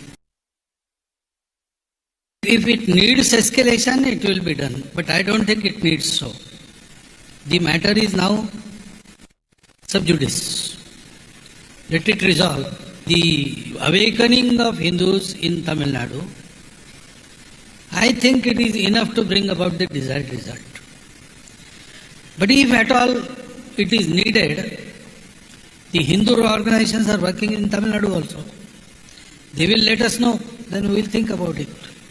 But at present, I think the issue can be resolved here only on basis of the Hindus' strength in Tamil Nadu only. Okay, let's go across to Sharda, who joins us live from Madurai in Tamil Nadu. She's been tracking the story very, very closely. Sharda, clearly the judgment that has been passed by the Madras High Court judge has rattled a certain section of the opposition. They've moved an impeachment motion in the Lok Sabha. Give us the latest details that you're picking up in this entire controversy. That's number one. And also take us through the response that has come in from the BJP and the NDA and how they essentially plan to take on the opposition. Well, the latest in relation to the Tripurkundram row comes where the case that was adjourned at the Madurai bench of High Court will be heard tomorrow, where the district collectorate and the commissioner of the Madurai city should respond to judge's question on the contempt of why the lamp was not lit on December 3 and December 4 as per the orders that was passed on December 1. And now following the adjournment is when the Hindu people will be protesting outside the Tripurkundram temple. Day after tomorrow, the judge has given them a permission of 50 people to hold a silent protest and also made sure that the people protesting should not target one particular regional party or political party and blame them for what has happened. And also the recent updates that coming from Tripurkundram, where we are standing right now, is the hill is now shut down for the people to go up and pray at the Kasi Vishwanath temple. As you can see, the hill behind me, it's completely shut. It's also said that the people are not allowed to enter, though section 144 has been implemented and removed. The police continue continue to make sure that nobody is sent up the hill. And also about the BJP and the RSS and the AIADMK, the opposition responding to DMK, says that the DMK continues to call themselves a secular party, but when it comes to Sanatan Dharma or Hindu religion or anything that's related to the culture, and is not able to make sure that what has happened with the Tripura hill, as you can see, the hill is now completely devoid of people, where nobody is going. As you can see, the hilltop temple, and behind that is the dargah. And the DMK and the BJP continue to tell that the communal harmony among the people is good, but it is now turning into a political war more than a legal war in the state of Tamil Nadu. DMK continues to state that to not hurt the sentiments of the people who go to dargah, whereas the BJP continues to state that there is a law that's already passed in 1994 where 15 meters away from the dargah, people are allowed to light the lamp. And now the DMK's HRNC, the temple administration that comes under the Minister Shekhar Babu, who is a close aide of M.K. Stalin, continues to say that the order passed in 2014 by the Supreme Court should be followed, whereas they are not ready to follow what Judge G.R. Swaminathan said. As we know, Judge G.R. Swaminathan also got a latest threat from on Facebook, on social media, multiple people threatening him, telling that if he allows them to light the lamp on Tripura hill, there will be a communal riot in Tamil Nadu. Yeah. Sharda, I want you to stay on with me, and as you keep giving us the details about what we can expect next, I want you to move around and show us that exact spot. You can show us the visuals of that temple, because we understand this is the same spot where the BJP had earlier held protest, during the course of which many of the opposition leaders in the state of Tamil Nadu had been detained. I want you to take us through details of what had happened earlier while showing us the visuals of that temple, which is now at the center of this controversy. Well, on December 1, after the orders was passed, December 3, this is the place where multiple people came thronging and also protested to let them enter. As you can see, the steps of the temple are right side, behind the small temple. There's a way in it, but police have entirely blocked that area where we cannot go. And to the left is the way to dargah, where you can also see the forest line. And if you dig deeper into it, you can also see the policemen standing there with barricades, not allowing the people to go even in that way. There's also two other way behind the hill. We also tried entering through that today morning, but there's complete security by the police, and this is the hill that they are protecting. This hill has both the Subramaniam Swami temple, the Kasi Vishwanath temple, the dargah, and also one of Ganesh temple. 3 temples and 1 dargah, where 3 temples have proved that it was built centuries ago, whereas the dargah was built 70 years back, when just before the World War. And also the fight that's going on is not between the dargah and the temple, but not between the people of the dargah or the temple, but a political turmoil that's been creating in Tamil Nadu the last 10 days, saying that to not hurt the sentiments of the minority, especially the Muslim minority, the DMK is trying to make sure that the Hindu temples do not follow the traditions that they have been following for many years. And this is where the BJP also protested just 5 days back, where the president of the state, Nainar Nagendran, was also arrested when he wanted to go up the hill on December 4th to light the lamp. And now the problem still continues, where the court has adjourned the case, and also the Supreme Court is yet to decide whether the DMK's appeal that was given to them will be taken into account or not. All right, Sharda, thank you very much for giving us those details. We'll keep a close watch on those developments, viewers. It's also the 9 p.m. debate this evening. Meanwhile, ladies and gentlemen, Union Home Minister Amit Shah has accused the opposition parties of appeasement politics, criticizing their move to impeach Justice G.R. Swaminathan of the Madras High Court's Madurai bench. This was a statement by the Union Home Minister in Lok Sabha yesterday. Listen in. कोई जज आजादी के इतने साल में नहीं हुआ है मान्यवर कि कोई जज एक जजमेंट दे तो जज के खिलाफ इंपीचमेंट लेकर आते हैं। अपनी वोट बैंक को एड्रेस करने के लिए इंपीचमेंट लेकर आते हैं मान्यवर, और ये सारे ने तो साइन कर दिया, साथ ही साथ उद्धव जी ने भी साइन कर दिया। उद्धव जी, जजमेंट क्या है? एक पहाड़ी पर मान्यता है कि हाँ सबसे ऊपर दिया जलाया जाए। मान्यवर, ये वोट बैंक को संभालने के लिए एक हाई कोर्ट के जज के सामने इंपीचमेंट लेकर आए हैं देश की जनता। उनको मदद नहीं करे। All right, viewers, the Tamil Nadu Deepam Rao, top focus on Republic TV. For the moment, we move on to everything else that is making news across the country at this hour. This is Bharat in 2 minutes.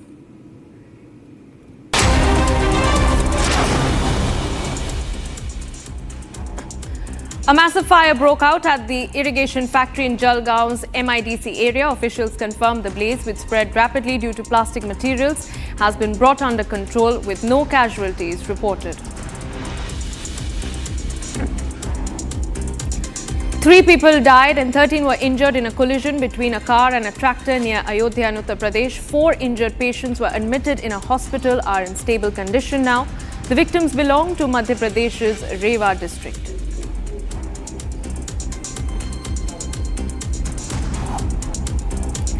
Two police officials who were suspended for alleged negligence in the investigation into last year's Pune Porsche car crash have been dismissed from service.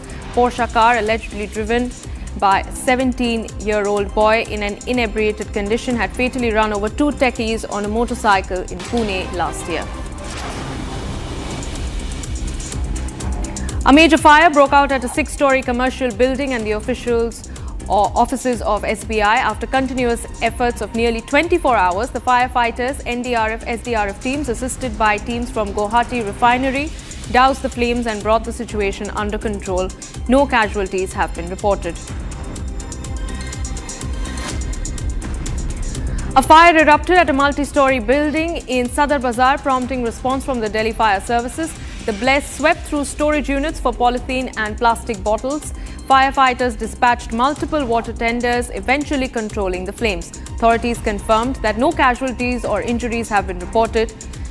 The cause of the fire is being investigated.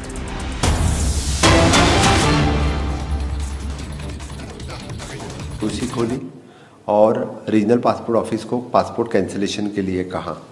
हमारी Goa police की पूरी team और government of India की सभी central agencies, हमने जब central agencies को request किया, मैंने खुद होके home minister, ministry of external affairs इनको रिक्वेस्ट करने के बाद उनके हेल्प से उनको आज सुबह सुबह थाईलैंड यहाँ पे डिटेन किया है।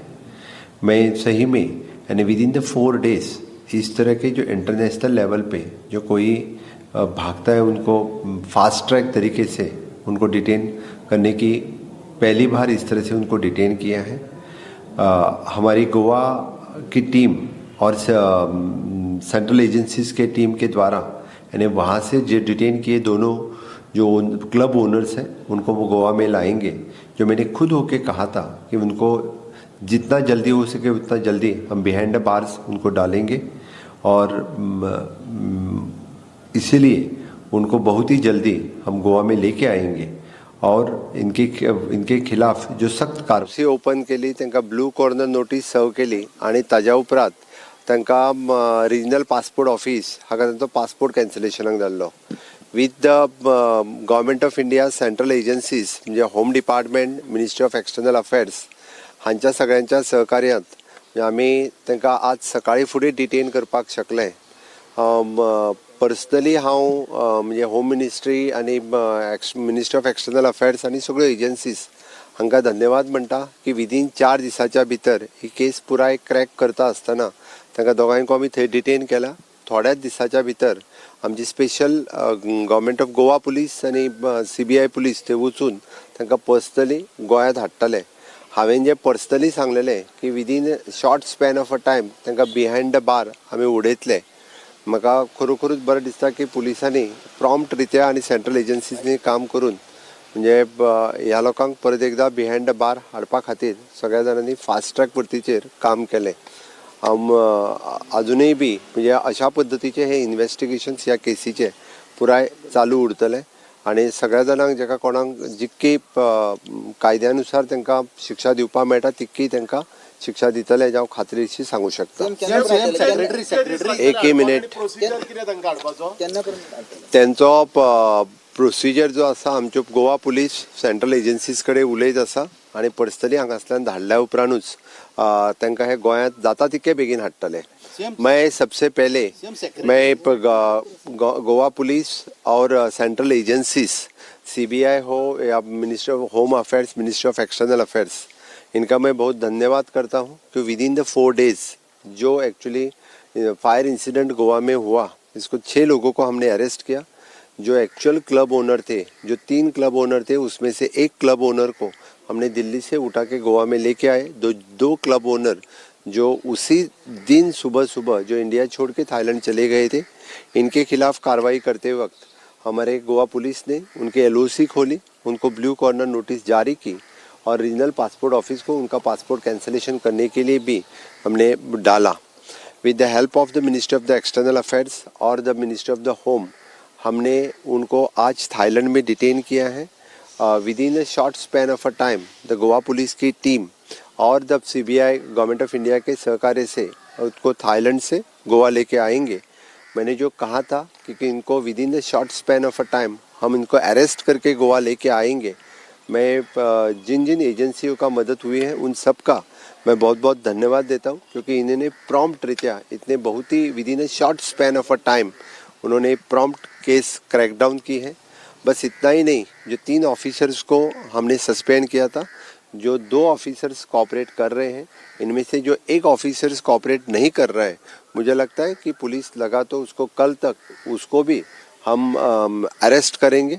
If he is not cooperating, उसकी इन्वेस्टिगेशन अच्छी तरह से चलती रहेगी।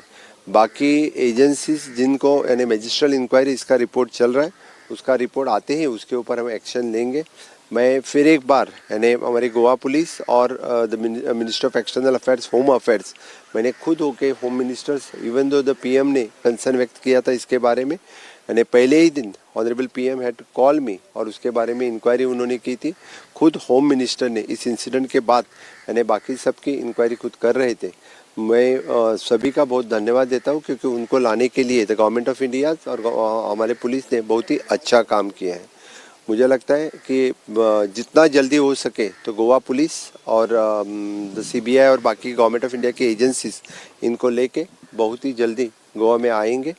उनके ऊपर स्ट्रिक्ट कार्रवाई करते वक्त उनको हम बिहाइंड द बार डालेंगे। कब तक ले आएंगे सर? कब तक लाएंगे? मुझे लगता है कि जितना जल्दी हो सके उतना जल्दी हम उनको यहाँ से लाएंगे। गोवा पुलिस की टीम जाएगी सर, थाईलैंड जाएगी? खुद गोवा पुलिस और सीबीआई की टीम वहाँ से जाएगी। ऑन द सेम केसीस जी केस हांगासर जाल्ली ताज्या बेसिसेर थायलंड पुलिसांक कळयल्या उपरांतूच तांच्यांनी थंयसर तांकां डिटेन केल्ले आसा। गोंया ह्या पळय ते एक सील मार लावन हाडपाक येता तो ते कितें हे बीन गावला तितून? तांचो जो दुसरो क्लब आशिल्लो ताजेर वायोलेशन आशिल्लें, जे violation they have encroached in our tourism property, they have violated something CRZ that we have demolished.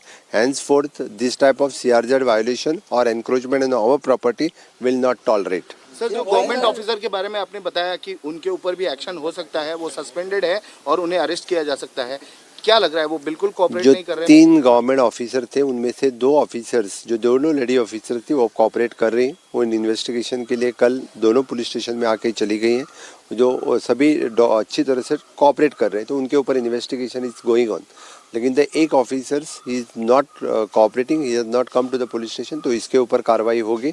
मुझे लगता है कि आज जब मैं मीटिंग रिव्यू ले रहा था तो he has moved for the anticipatory bill, पता नहीं, लेकिन कल तक हम उसको उठा के अंदर करेंगे। एंटीसिपेटरी बिल के जो लूथरा ब्रदर्स ने कोर्ट में अपनी बाजू रखी, उसमें उन्होंने ये कहा है कि वो विक्टिम है, उनको सरकार गोवा की जानबूझ के टारगेट कर रही है। उन दोनों को हमें अरेस्ट करना था, क्योंकि दे आर द क्लब के ओनर्स हैं, इसलिए यानी जहाँ पे उन्होंने एंटीसिपेटरी बेल लगाई है, हमारे सीनियर काउंसिल्स उस केस गोवा सरकार की तरफ से लड़ रहे, तो डेफिनेटली उनको हमारी केस हम उसको डिटेन करने में हम कामयाब हो गए। आगे इस तरह की दुर्घटना न हो, इसीलिए मैंने कहा कि एनफोर्समेंट की टीम ऑलरेडी हमने लगाई है। कल से हमारी एनफोर्समेंट टीम इस तरह के हाई फुटफॉल वाले जितने सारे यानी क्लब्स या रेस्टोरेंट है वहाँ पे खुद जा रहे हैं। उस एनफोर्समेंट टीम में सीनियर स्केल ऑफिसर्स हो, the fire safety officer, construction building construction के officers, even though the fire electricity का जो इंजीनियर्स वहाँ जाके विजिट कर रहे हैं, उसका चेकलिस्ट बना रहे हैं। It is almost the checklist as given. और हमें जहाँ जहाँ पे मेजर वायलेशन मिलते हैं उस मेजर वायलेशन में के क्लब्स हम बंद करेंगे। मैंने पहले ही कहा है उसका report with in a short span of a time they will submit the report on the basis of that and will close down their clubs. Home department कितना सीरियसली लिया सर, कितना चैलेंजिंग लिया था ये होम डिपार्टमेंट से?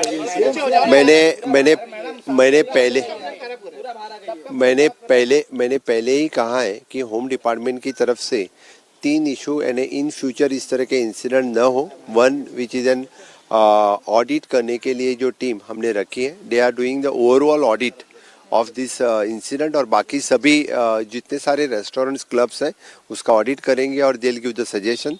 Second, we had given the advisory to all this type of clubs and third is an enforcement committee जो बिठाई है। तो नॉर्थ और साउथ गोवा के इस तरह के सभी क्लब वो खुद पर्सनली जाके विजिट कर रहे हैं और उसको according to date will take the action. Home department किसी भी तरह से इस तरह के incident in future will not tolerate. Blue corner notice में मैनस्लॉटर का एलिगेशन लगाया हुआ, उन पे आरोप लगाया है। किस तरह की कार्रवाई हम गोवा में गोवा सरकार द्वारा उन पे देखेंगे? मैं एट प्रेजेंट तो बस आपको इतना ही कहता हूँ, क्योंकि जिस तरह के उनको ब्लू कॉर्नर की नोटिस निकाली है उनको एक बार आके बिहाइंड द बार हम डालेंगे। रेस्ट ऑल द इन्वेस्टिगेशंस और हमारी पुलिस बाकी सभी एक्शन उसके ऊपर लेंगे। हांव परत एकदा सांगता, म्हाका दिसता बरेचशे डॉक्युमेंट हांव पब्लिकांनी पळयता की ज्या पद्दतीत कोणी कितें जे खंयच्या पेपरांचेर कोणी सायन मारल्या पळय न्ही तांचेर ती कारवाई जातली। हांव इतकेंच सांगता, कारण एखाद्या ट्रेड लायसनाचेर बाकीचें सगळें जें जालां ताज्या उपरांत बाकी सगळें जें एक्शन जालां त्या खातीर ज्याचेर ज्यांनी कोणी असल्या पद्दतीच्यो परमिशन्स दिल्या तांचेर कारवाई जातली। Thank you. All right, that was the new statement that was coming in from Goa Chief Minister, beg your pardon, viewers, Pramod Sawant on the detention of the Luthra brothers earlier this morning in Thailand. He mentions that the Goa government is closely in touch, in contact with the Ministry of Home Affairs and the Ministry of External Affairs in ensuring the smooth deportation of the Luthra brothers back to Goa, where they will be tried. In the case, they will be brought to the club. They will be extensively interrogated about the ownership of the club and their whereabouts on the night of the 7th of December. Swarali is live with us from Panji in Goa. She's been tracking the story very, very closely. Swarali, that was the fresh statement that was coming in from the Goa Chief Minister. He seems very optimistic about the measures that the Goa government has taken in the aftermath of the incident. I want to understand from you, as far as the detention of these brothers is concerned, they were detained earlier this morning. Throughout the course of the day, how far has the initiation process of a deportation reached? How soon can we expect them to be dragged back to India?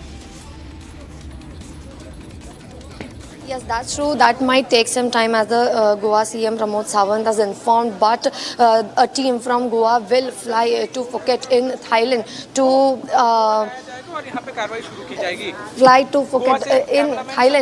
get them back deported back to India. Now, all the information has been given by Goa CM Pramod Sawant on the current process and procedure that is going on right now regarding the deportation, and he has thanked the Ministry of External Affairs. On the other hand, he has also thanked Government of India. He has appreciated Goa Police to take quick actions as soon as, if we see the sequence of actions, it was quick, so he has appreciated. And now he has said that as soon as Luthra brothers were the major alleged perpetrators in this Goa fire tragedy, whenever they are brought back, the arrest will be done soon. Right. Swarali, one of the central focal points of the investigation that came to the fore yesterday was how certain officers were also allegedly involved in, sort of shielding the Luthra brothers, in the sense that they had essentially stopped the authorities, the police, from taking legitimate action on all these nightclubs that were operating without a fire NOC, that were operating without, valid documents. What are the measures that the government is currently looking at to take against these officers? The magistrate inquiry is going on, जिसने licence दिया था और बाकी इसके ऊपर जैसे ही magistrate inquiry का report आएगा तो फिर जिन्होंने लाइसेंस दिया है इनके ऊपर सख्त कार्रवाई की जाएगी. He will also booked under the same sections. Fireworks चल रहे थे बिना लाइसेंस के बिना मैंने वही बताया है कि ईच एंड एवरीथिंग जिसको यानी वही सेक्शन के अंदर हम सबको बुक करेंगे. सर ने कहा जा रहा था कि और ऑफिस कार्रवाई होगी सर. मैं बस इतना अभी कहूंगा कि उनको जितना जल्दी ला सके उस क्लब ओनर को गोवा में लेके आएंगे.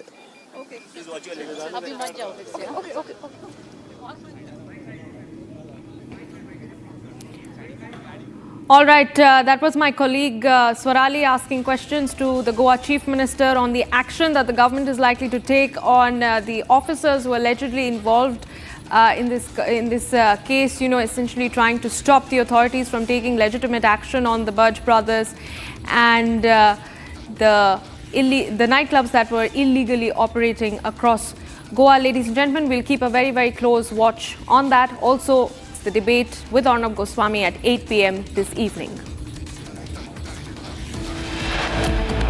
And it's time to slip into a very short break, but on the other side, we'll get you the details of that critical statement that has been made by the RSS chief, Mohan Bhagwat, amid the Deepam Rao that has now taken Tamil Nadu by storm. And amid the winter session of Parliament, an e-cigarette scandal has broken out inside the lower house, that is the Lok Sabha, after BJP has accused a TMC MP of smoking inside the house. We'll get you the details on that after a quick break.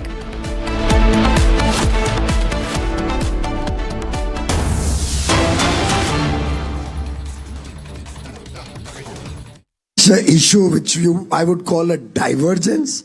I would say there are discussions and negotiations going on.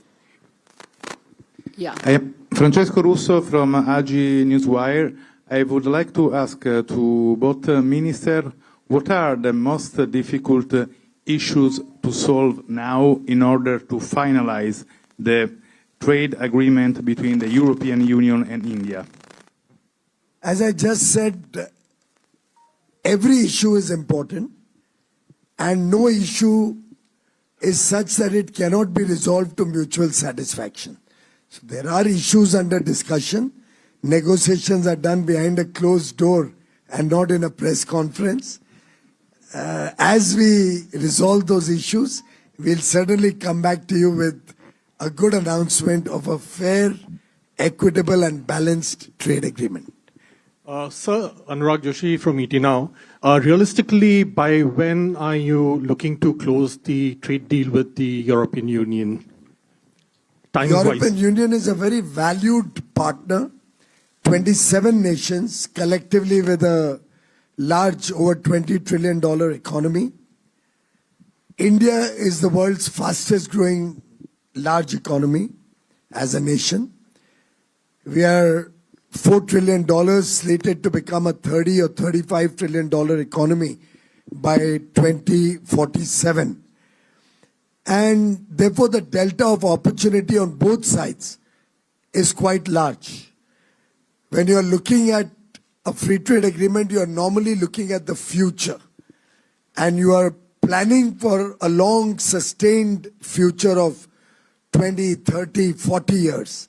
And you will appreciate that such an important agreement between two large economies, between two economies of a size and scale which will be a defining agreement of the 21st century. Obviously, it takes time. Obviously, we have a lot of things to consider. You need to crystal gaze into the future. You need to ensure that sensitivities on both sides are protected. And you need to grab the low-hanging fruits so that businesses and people of both sides can benefit. So give it some time. Let's not rush into things and never negotiate with a deadline. Negotiation should always be with a sense of urgency, but never... Ashish, we'll come to you. Sir, in your earlier remarks, this is Saurabh from NDTV. Sir, you've been negotiating multiple agreements, and of course, this is to both of you. And in your earlier remarks, you mentioned, you made a Godfather reference, and and you said, "Give me a deal I cannot refuse." If you could share a little bit about what is that, what makes it a deal you cannot refuse? The best part, Excellency, is that press goes around in circles to come back to the same question again and again. I think that's a very good attempt to try and get information about what is happening in the deal. But at the cost of repetition, my friend, negotiations happen behind the closed door in the negotiating room, not before the press and television cameras. But if Excellency would like to share what makes a good deal between European Union and India. But for us, this agreement is very important. Also for Italy, of course, we need to talk. There are problems, but I think it's possible to achieve the goal. I want to be optimistic. Beginning next year. Okay, that was the briefing by Union Commerce Minister Piyush Goyal on the progress of the talks on the India-European Union trade deal. The Commerce Minister essentially going on to mention that with India being the fastest growing economy in the world, viewers, a free trade agreement between India and its most critical partner, the European Union, will be a win-win situation for both sides.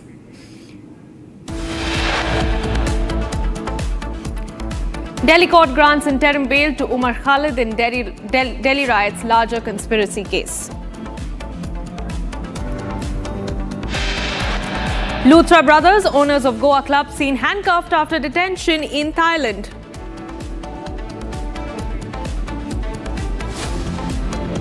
In Tamil Nadu, I think it is enough to bring about the desired result.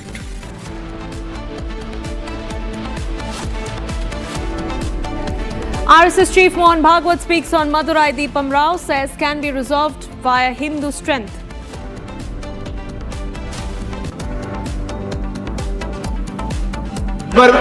Sir देश भर में e cigarette ban हो चुकी है, क्या सदन में आपने अलाउ कर दी है? नहीं, कोई माननीय सदस्य को कोई भी सर टीएमसी के सांसद पी रहे हैं सर टीएमसी के सांसद सर कई दिनों से लगातार बैठ के पी रहे हैं sir.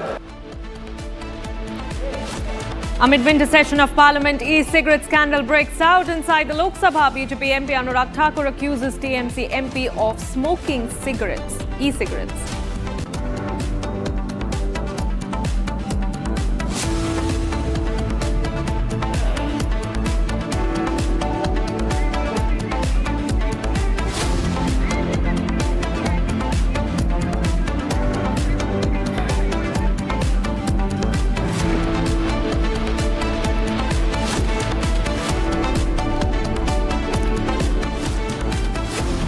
Right, viewers, we have some big breaking news coming in. This one from the Rohini court in the national capital, where the anticipatory bail plea of the Luthra brothers, Gaurav and Saurabh Luthra, have now been dismissed by the Rohini court. That is the big breaking news at the moment. Remember, earlier today, the Rohini court had resumed the hearing in which the counsel for the Luthra brothers had essentially made a case that bail and protection is necessary for them so that they can come back to India and join the investigation. But the counsel on behalf of the Goa government in court made a strong case for the fact that it was very easy for this duo, the Luthra brothers duo, to flee the country barely hours after the fire broke out at the Birch nightclub. They tried to evade arrest, they tried to evade responsibility and accountability in the matter, and that is extremely important that the court essentially deny them any anticipatory bail so that they can be deported back to the country and tried in the case. That is the big breaking news that we are getting in at the moment. Luthra brothers essentially now facing arrest in India upon landing in the country. Big setback. Viewers, in fact, early this morning, both of them, they were detained in Thailand by the Royal Thai Police, post which they were, as we speak, they are being kept in a detention center at the immigration premises in Phuket in Thailand. The authorities have essentially suspended the passports of the Luthra brothers, and they also face the risk of a complete revocation of their passport. This is something that the Goa government has appealed to the Ministry of External Affairs.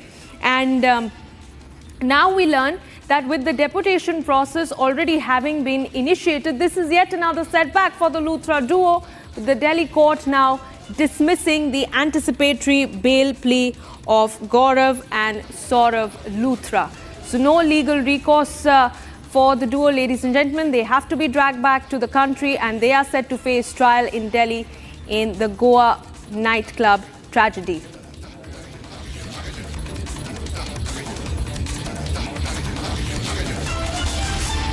All right, on this note, I am also being joined by Deputy Executive Editor Shravan Sen in the studio, who will take us through more details in the case. All right, we'll connect to Shravan in just a bit, but I'm also being joined by Shambhavi, who's joining us with more details about what happened inside court from outside the Rohini court. Shambhavi, over to you.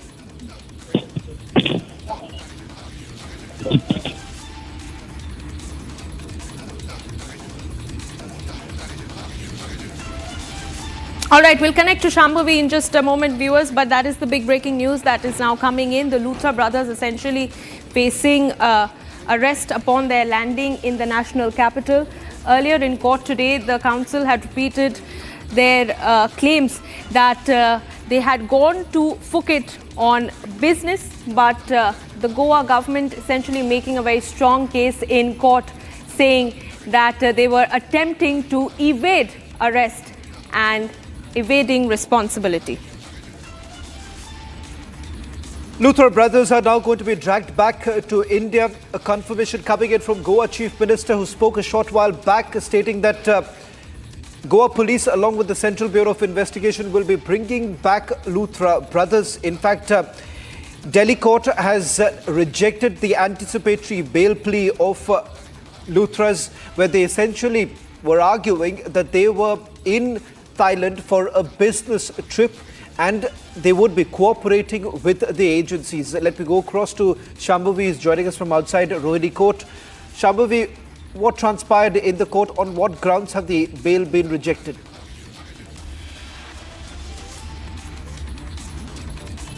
See, around 4 major arguments were made, including yesterday and today. One was Luthra brothers escaping for business engagement and not because they wanted to abscond, and that was clearly not entertained by the court, because we know that the bail plea has been, the anticipatory bail plea has been rejected. The other were the medical grounds that both the Luthra brothers, be it Saurabh Luthra suffering from seizures, and Gaurav Luthra has some neuro issue. Again, that was not entertained by the court, because the council for the state of Goa argued that the medicines for both were prescribed without the presence of the patient, which means that it's not that serious of a health issue.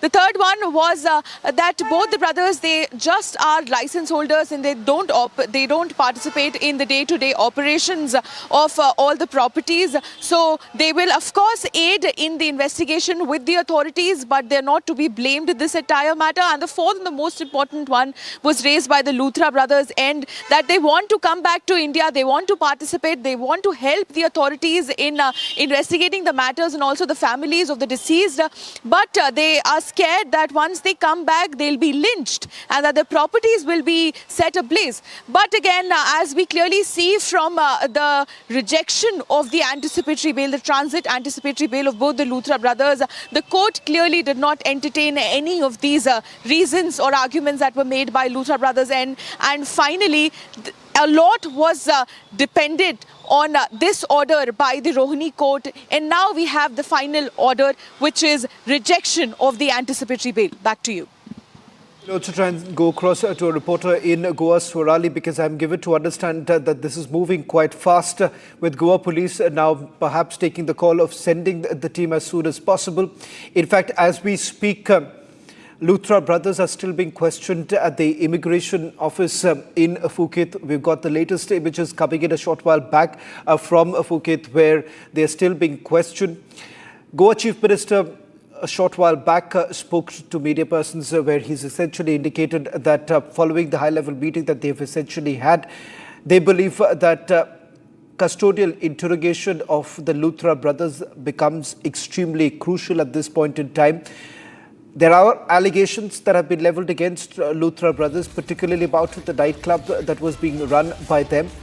There are violations, there are CRZ violations that have come to the fore. These are allegations that have been leveled against the Luthra brothers, and that is the reason why custodial interrogation becomes extremely crucial. You've also had the legal counsel of Goa government arguing in the court, saying that there is no business intention that they had. This was not a business trip that they had in Thailand, but they essentially wanted to evade the investigation. Let me also bring in my colleague Swarali, who's joining us on this broadcast. Swarali, any confirmation by when are we to expect the Goa police team to leave for Phuket? The time is yet to be uncertain, but the CM Pramod Sawant has said that in short while team of Goa Police will leave for Thailand. On the other hand, we are checking in that in the court bail application has been rejected by the court, and we all know that right now they're present in the immigration office of Thailand, wherein they are still interrogated and documents are being checked. But the CM and all the other authorities in the Goa administration have informed us that strict action will be taken as soon as Luthra brothers land in India. On the other hand, the deportation process, which is all the norms are supposed to be followed, is ongoing. And CM also appreciated the work of Goa Police as in to take quick steps and actions. As we all know that FIR was registered post that a lookout notice was released, and when they got to know that Luthra brothers are on a plea at that time, immediately after the intervention of Interpol, a blue corner notice was also released in a major breakthrough update and success for administration and Goa Police and the central agencies. Currently, Luthra brothers are in the custody of Royal Thai Police. Swarali, I'll request you to stay on with us as I'm going to just quickly take our viewers through all the latest details that we have in this particular case. Let's also pull out the latest images that have come in from Phuket, from the immigration center where Luthra brothers are still present. Indian embassy officials are also present there. Questioning is still going on of Luthra brothers. In fact, there were certain reports emerging that there is a possibility that after the provisional arrest request that went in from India, that they would have been deported immediately, but it seems that that has now been delayed. Reports also coming in from the ground that there's a possibility that they could be taken to Bangkok and thereafter from there to India is what we are picking up, and that possibly could actually take place by tomorrow. I'll go back to my colleague Shambhavi, who is joining us on this broadcast. Shambhavi, as far as the investigation goes, Delhi Police as well as Goa Police maintains that on the day when the searches were carried out, his wife and mother were present in the house, and they've told the police that they did not know about the whereabouts.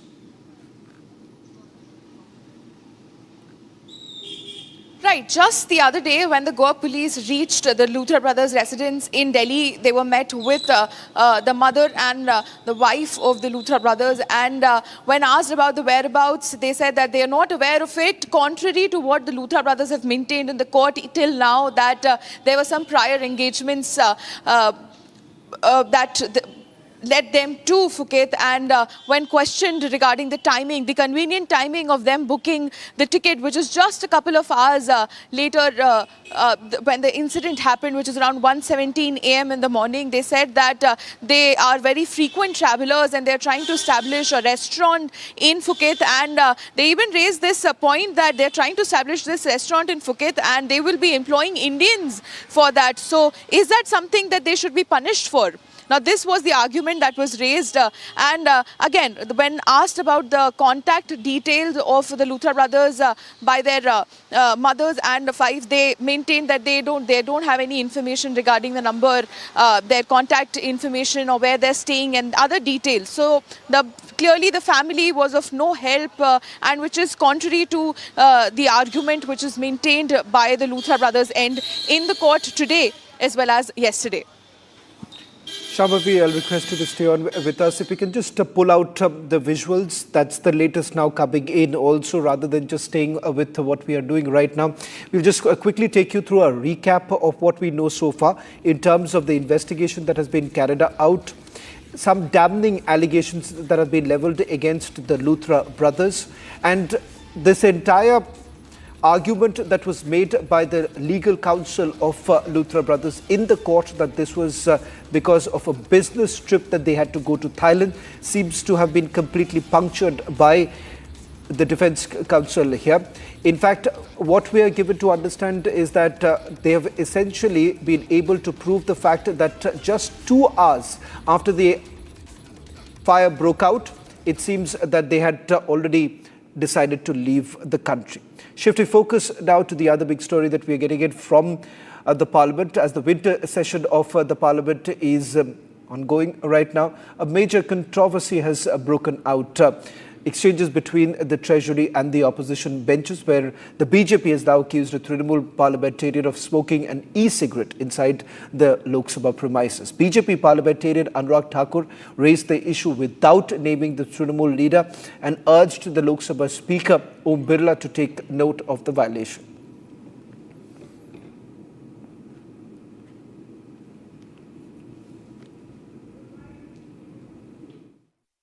एक sir मैं व्यवस्था को लेकर आपसे सवाल पूछना चाहता हूं। देश भर में एक मिनट, माननीय सदस्य मुझसे सवाल नहीं पूछ सकते। नहीं सर, आपसे आग्रह करने वाला, आग्रह कर सकते हो, आपसे आग्रह कर सर भी ढंग से बिल्कुल सर, हाथ जोड़ के आपसे पूछ सर सदन की जानकारी के लिए है सर। देश भर में ई सिगरेट बैन हो चुकी है, क्या सदन में आपने अलाउ कर दी है? नहीं, कोई माननीय सदस्य को कोई भी सर टीएमसी के सांसद पी रहे हैं सर टीएमसी के सांसद सर कई दिनों से लगातार बैठ के पी रहे हैं सर। कोई भी माननीय टीएमसी के सांसद पी रहे हैं सर नहीं सर, आप चेक करवाइए सर। एक मिनट व्यवस्था दे रहा हूं। सर सदन में अगर सिगरेट पीना अलाउ कर दिया है, एक मिनट प्लीज। मैं सभी माननीय सदस्यों से पुनः आग्रह करता हूं, हमें संसदीय परंपराओं और संसदीय नियमों का अनुपालन करना चाहिए। कोई भी माननीय सदस्य कभी भी ऐसा कोई विषय मेरे पास आएगा तो निश्चित रूप से इस पर मैं निश्चित रूप से कार्रवाई करेंगे। पार्लियामेंट जिसको हम लोकतंत्र का मंदिर मानते हैं, वहां पर ई सिगरेट लाना ये तो कानून के खिलाफ है। आप कानून के रक्षक है तो कानून के भक्षक पार्लियामेंट में कैसे बन सकते हैं?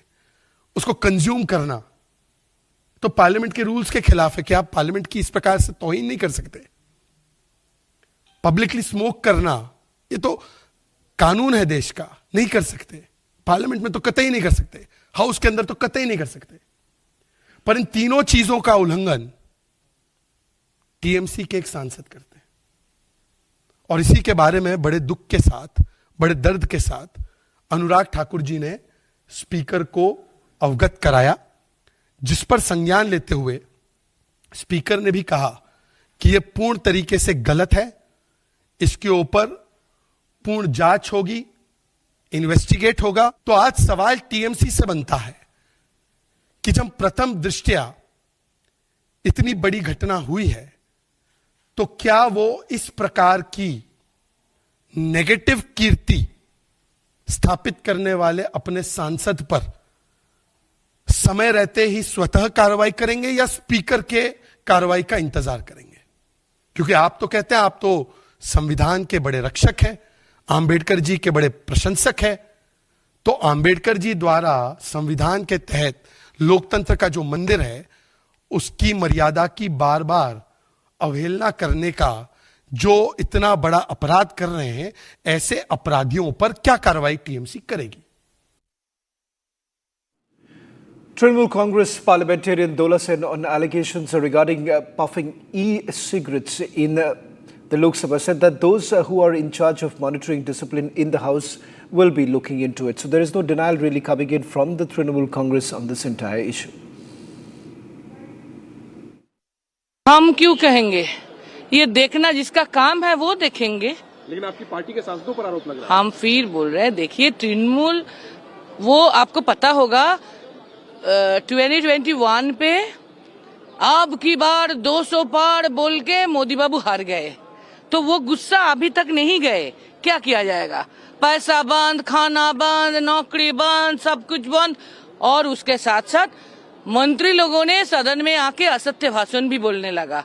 बहुत अनफॉर्चुनेट है, बोलने दीजिए। फिर हम बोलते हैं कि कोई भी इंडिसिप्लिन होगा तो उसका संभालने के लिए संसद का एक तरीका है, डिसिप्लिन है। अनुराग ठाकुर कोई गुरु ठाकुर नहीं है, वो बोलेंगे हम मान जाएंगे। सदन के अंदर आरोप लगाए कि टीएमसी के सांसद जो है ई सिगरेट वो मैं नहीं जानता हूँ, I don't know about it. India's humanitarian mission in Sri Lanka after the cyclone Ditwa has entered a decisive phase. The Indian Army's medical team operating under Operation Sagar Bandhu has treated more than 5,000 patients in just the first 48 hours. Lieutenant Colonel Jagneet Gill, contingent commander of the Indian Army team deployed in Sri Lanka, underscores the collaborative nature of the mission and the shared commitment of both the nations. Take a look at this detailed report.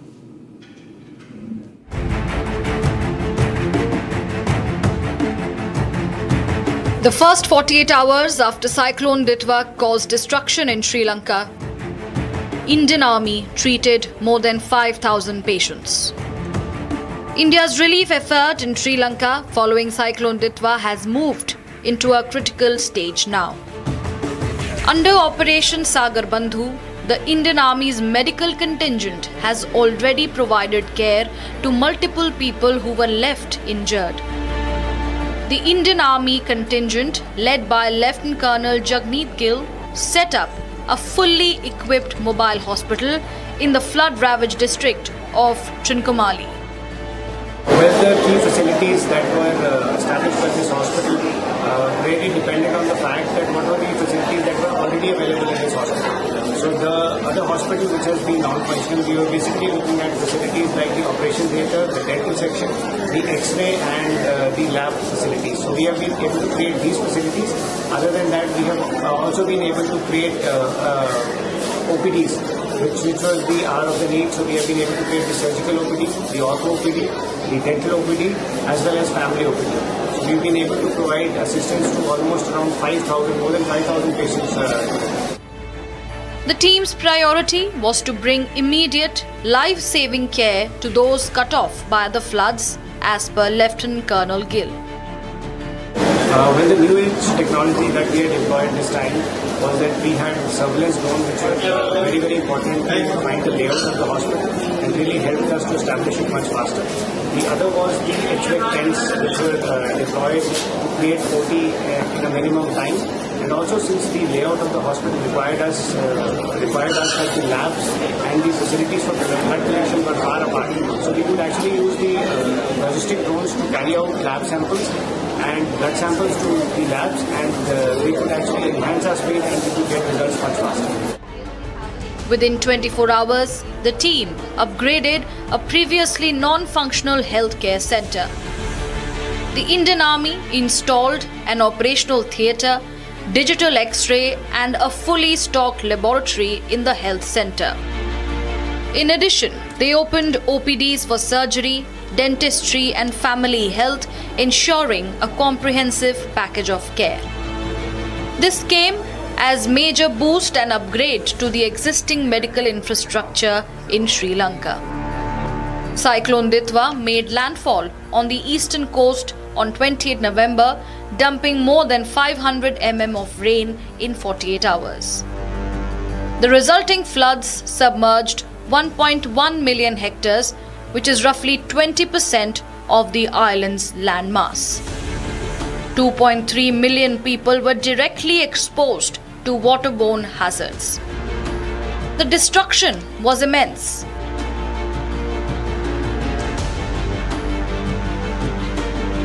$720,000 buildings were inundated, including 243 health facilities and hundreds of schools. In addition to the medical push, India dispatched 4 more naval vessels to deliver essential relief supplies. Food, water, medicines and shelter kits were provided. The vessels have also provided logistical support for the evacuation of vulnerable civilians.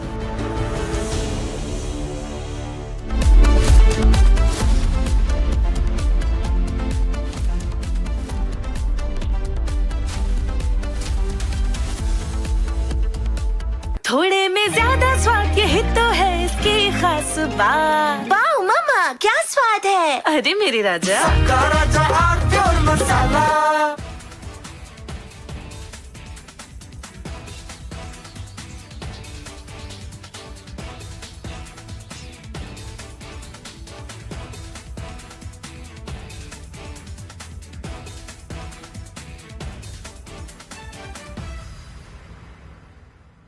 दादी के हाथों का जादू और खुशबू से महकता घर, माँ की मुस्कुराहट और खाने की सुगंध। MDH गरम मसाला, क्योंकि हर रिश्ता है स्वाद से जुड़ा। भाई मेरा बेटी को प्यार चाहिए।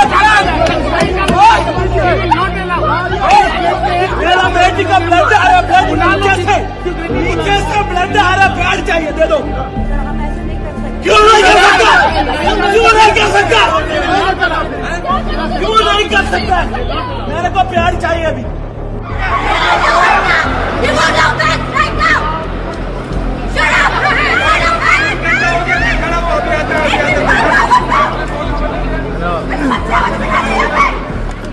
That we have experienced severe operational disruptions for the past few days. Since then, the crisis continued to aggravate, with today, December 5th, being the most severely impacted day, with the number of cancellations well over 1,000, or more than half of our number of daily flights.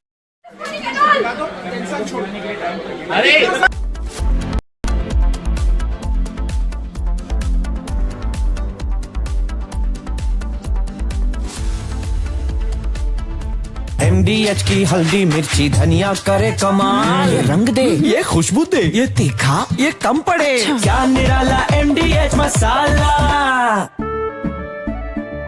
केसरिया से मन जोगी हुआ रे, दिल झूमे देखो मतवारा हुआ रे। केसरिया से मन जोगी हुआ। हर पल मनाओ केसरी त्योहार। विमल, बोलो जुबान केसरी।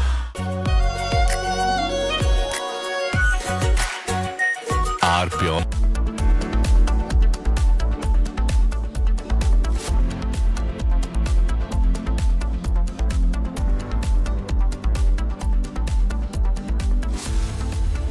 ये है सीक्रेट रेसिपी MDH का जीरा सिप जल जीरा मसाला। सिप सिप जीरा सिप MDH का जल जीरा सिप MDH का जल जीरा सिप।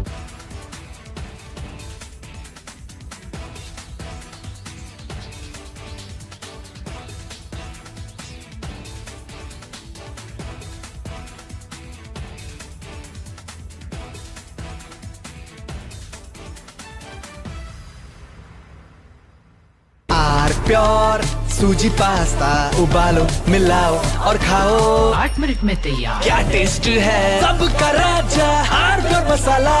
भाई मेरा बेटी को प्यार चाहिए। मेरा बेटी का ब्लड आ रहा, ब्लड नीचे से ब्लड आ रहा, प्यार चाहिए, दे दो। क्यों नहीं कर सकता? क्यों नहीं कर सकता? क्यों नहीं कर सकता? मेरे को प्यार चाहिए अभी।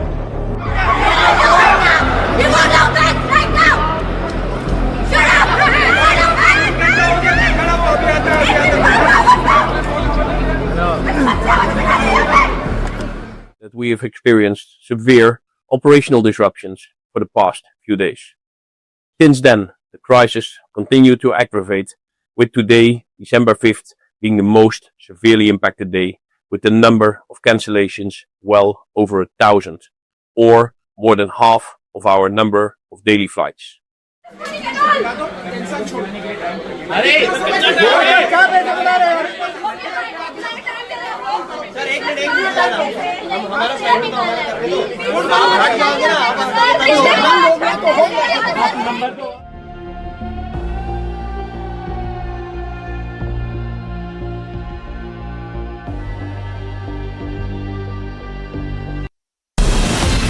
from Asia's largest news headquarters. Setting the agenda for Bharat.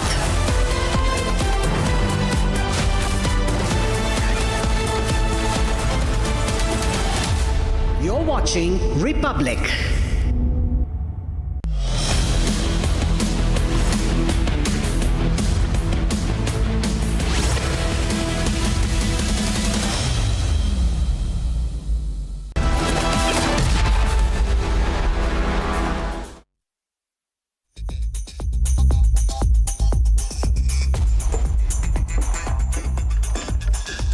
Welcome, ladies and gentlemen. You're watching 6 Stories at 6 with me, Tanisha Awasthi. Let's quickly get you started with the top 6 stories that have set the agenda for the day. Ladies and gentlemen, the Luthra brothers, Saurabh Luthra and Gaurav Luthra, both have them now been tracked and detained and have got no relief from the court. And while we are talking about Luthras, let's also talk about how they were detained. We'll tell you the inside details on when they are likely to be deported. Their passports, ladies and gentlemen, have now been seized. Meanwhile, in Madurai, lighting a deepam or a lamp on a hilltop has become a point of contention and a major political debate. And we'll tell you why is that so. Also, what's making headlines in Parliament today is the big claim by the BJP MP, also Union Minister Anurag Thakur, who has claimed that e-cigarettes are being smoked not outside but inside the floor of the House, inside Lok Sabha, and that too by a TMC MP. Meanwhile, India has been the first responder, as always, when it comes to helping Sri Lanka in disaster response. Fresh pictures shortly on Operation Sagar Bandhu. What's also making headlines in the international forum is how Mexico has now gone the Trump way and imposed 50% tariff on Indian goods. 6 stories that have set the agenda. Let's start first up with the top story. After a dramatic 72-hour international chase, the detained Luthra brothers have been caught in Thailand. Their passports have been seized and they remain in high security holding block. Meanwhile, back here in India, the brothers are seeking anticipatory bail, which had now been dismissed by the Rohini court here in Delhi. They are facing a major setback as the bail plea has now been dismissed by the court. The Goa government has presented licenses, GST records and FSSAI documents arguing the Luthras were actively running the club. More details in this report. After a dramatic 72 hours transnational chase, the manhunt finally ends.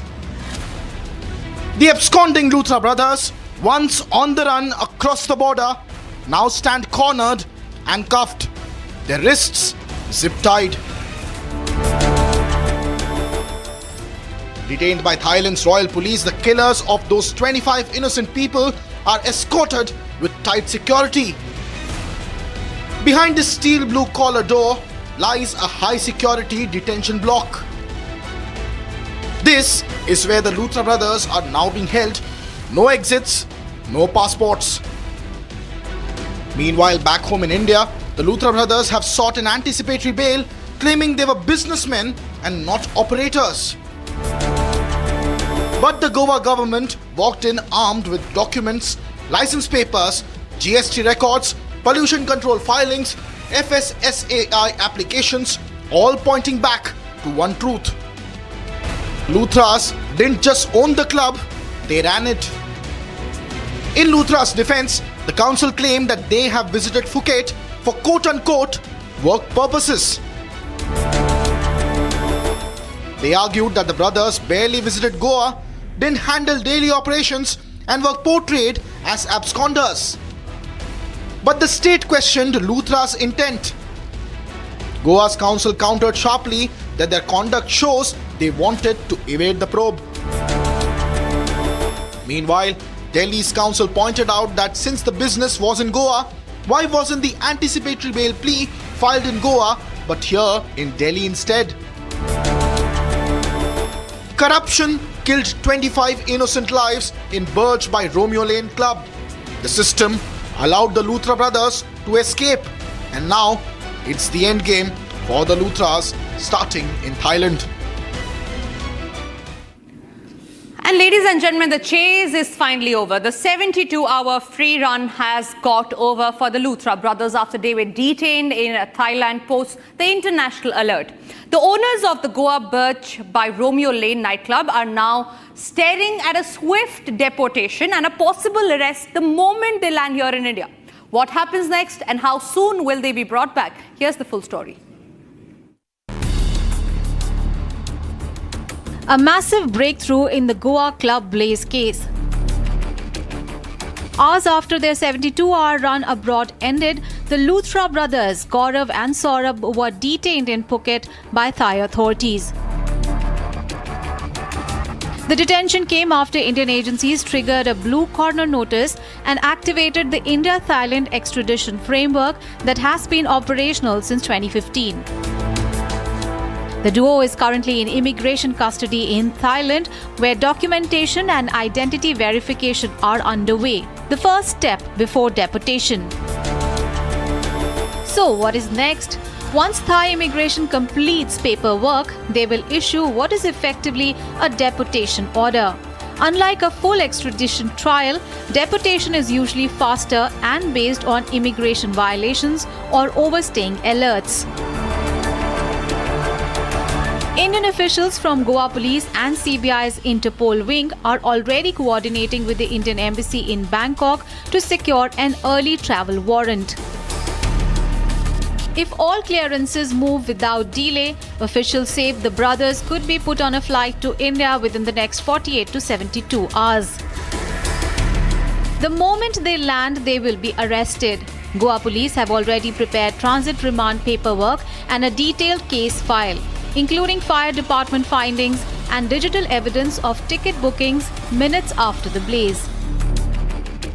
Diplomatic channels expect no resistance from Thailand, given the seriousness of the case and the prior Interpol alert. Once in India, the Luthra brothers will face custodial interrogation, reconstruction of the crime scene, and confrontation with technical evidence already gathered. Investigators allege the brothers fled within 90 minutes of the fire, booking tickets to Phuket at 1:17 a.m.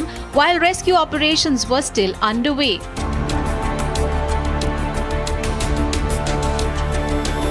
Luthra's brothers' defense say they did not flee but traveled to Thailand for business purposes, an argument they also placed before a Delhi court while seeking transit anticipatory bail.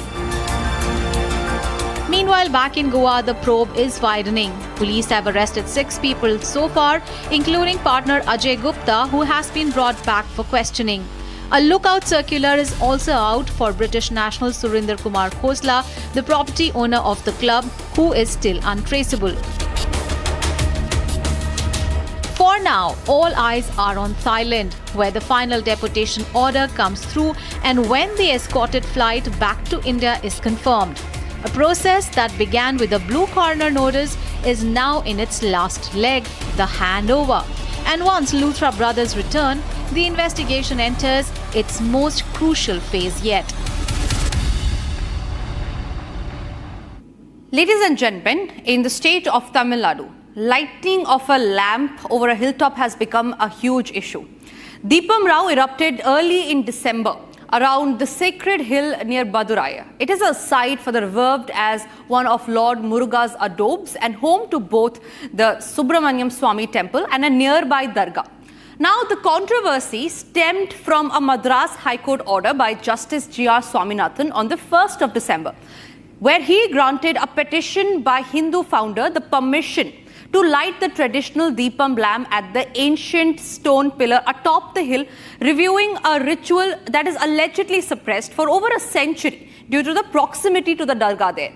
The dispute spiraled into a national political debate, with the DMK members along with the opposition members pushing an impeachment motion against the same judge who passed the order. This was signed by over 100 opposition MPs, while the RSS chief, Mohan Bhagwat, today has given a big statement where he urged the resolution through Hindu community's strength, highlighting how deep divisions over religious traditions and state intervention are always on cards. The big statement and the political war over the Deepam Rao on your screens right now. Amid the Thiruparankundaram Deepam Rao, Madras High Court Judge G.R. Swaminathan received a threat from a Pakistan-based account after his ruling allowing the hilltop Deepam lighting. The threat comes at a time when the judge faces an impeachment motion, with 107 opposition MPs pushing an impeachment motion against him. DMK continues to state that to not hurt the sentiments of the people who go to Dargah, whereas the BJP continues to state that there is a law that's already passed in 1994 where 15 meters away from the Dargah, people are allowed to light the lamp, and now the DMK's HRNC, the temple administration that comes under the Minister Shekhar Babu, who is a close aide of MK Stalin, continues to say that the order passed in 2014 by the Supreme Court should be followed, whereas they are not ready to follow what Judge G.R. Swaminathan said. As we know, Judge G.R. Swaminathan also got a latest threat from on Facebook, on social media, multiple people threatening him, telling that if he allows them to light the lamp on Tripura Hill. Union Home Minister Amit Shah has slammed the opposition, accusing them of appeasement politics. कोई जज आजादी के इतने साल में नहीं हुआ है मान्यवर कि कोई जज एक जजमेंट दे तो जज के खिलाफ इंपीचमेंट लेकर आते हैं।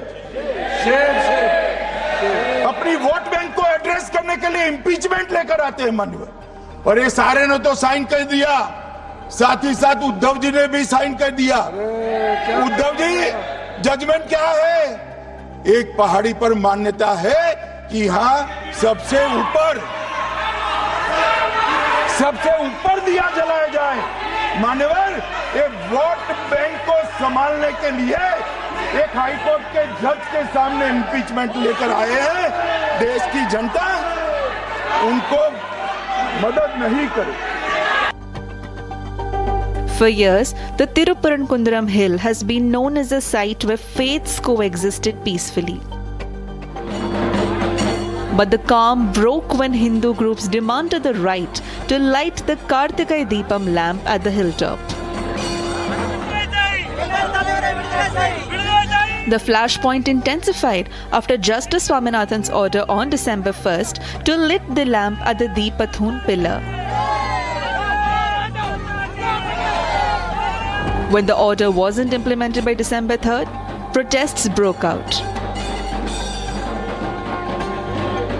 The bench later passed another order this time, permitting the devotees themselves to light the lamp. But this judicial intervention triggered political pushback, with opposition MPs moving an impeachment motion in the Lok Sabha against Justice Swaminathan. And now, with a Pakistan-based threat targeting the judge, the controversy has taken an alarming turn. From one controversy to the other, let's now tell you what's happening in the parliament. A fresh political row has broken out in Lok Sabha today after BJP MP Anurag Thakur, also a union minister, accused the Trinamool Congress members of smoking an e-cigarette inside the house. The allegation was triggered by a huge uproar, with both the sides exchanging sharp retorts. Speaker Om Birla, meanwhile, intervened, saying that the matter would be examined if a written complaint is submitted. The issue comes even as electronic cigarettes, remember, ladies and gentlemen, have been banned nationwide since the year 2019. BJP MP Anurag Thakur also raised concerns related to Himachal Pradesh, including disaster management that was overlooked. But what took the center stage, what was his claim on e-cigarettes? Right now on air, ladies and gentlemen, are the same visuals of the TMC MP. His name is Swagata Roy.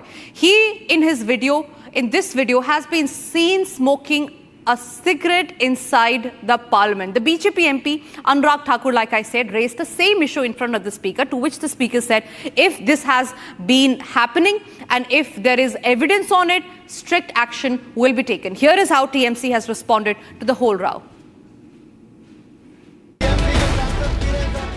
A fresh controversy erupted in the Lok Sabha today when BJP MP Anurag Thakur levelled a serious allegation against members of the Trinamool Congress.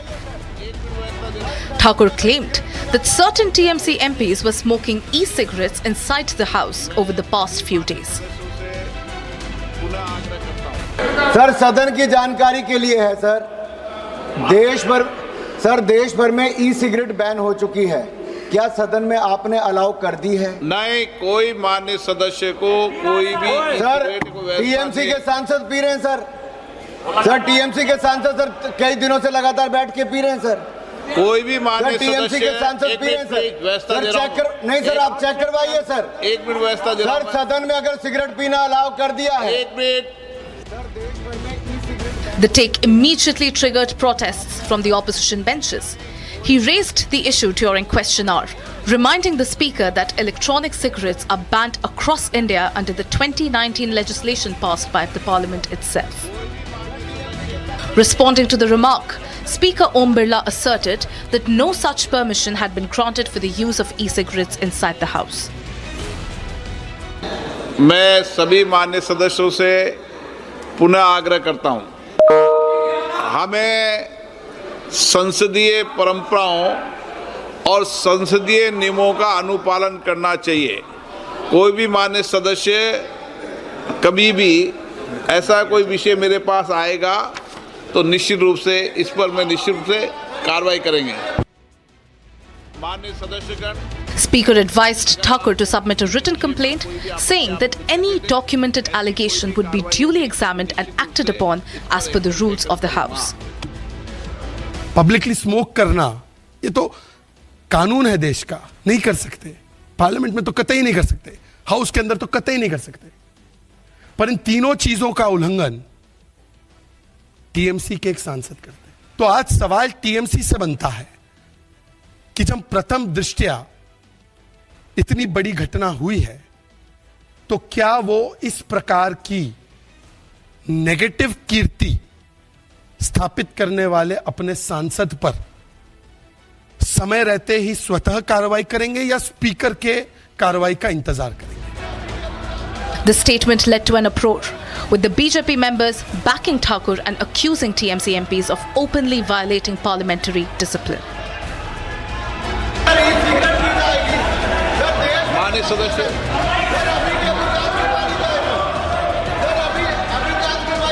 माननीय सदस्य, माननीय मंत्री जी, माननीय अध्यक्ष जी।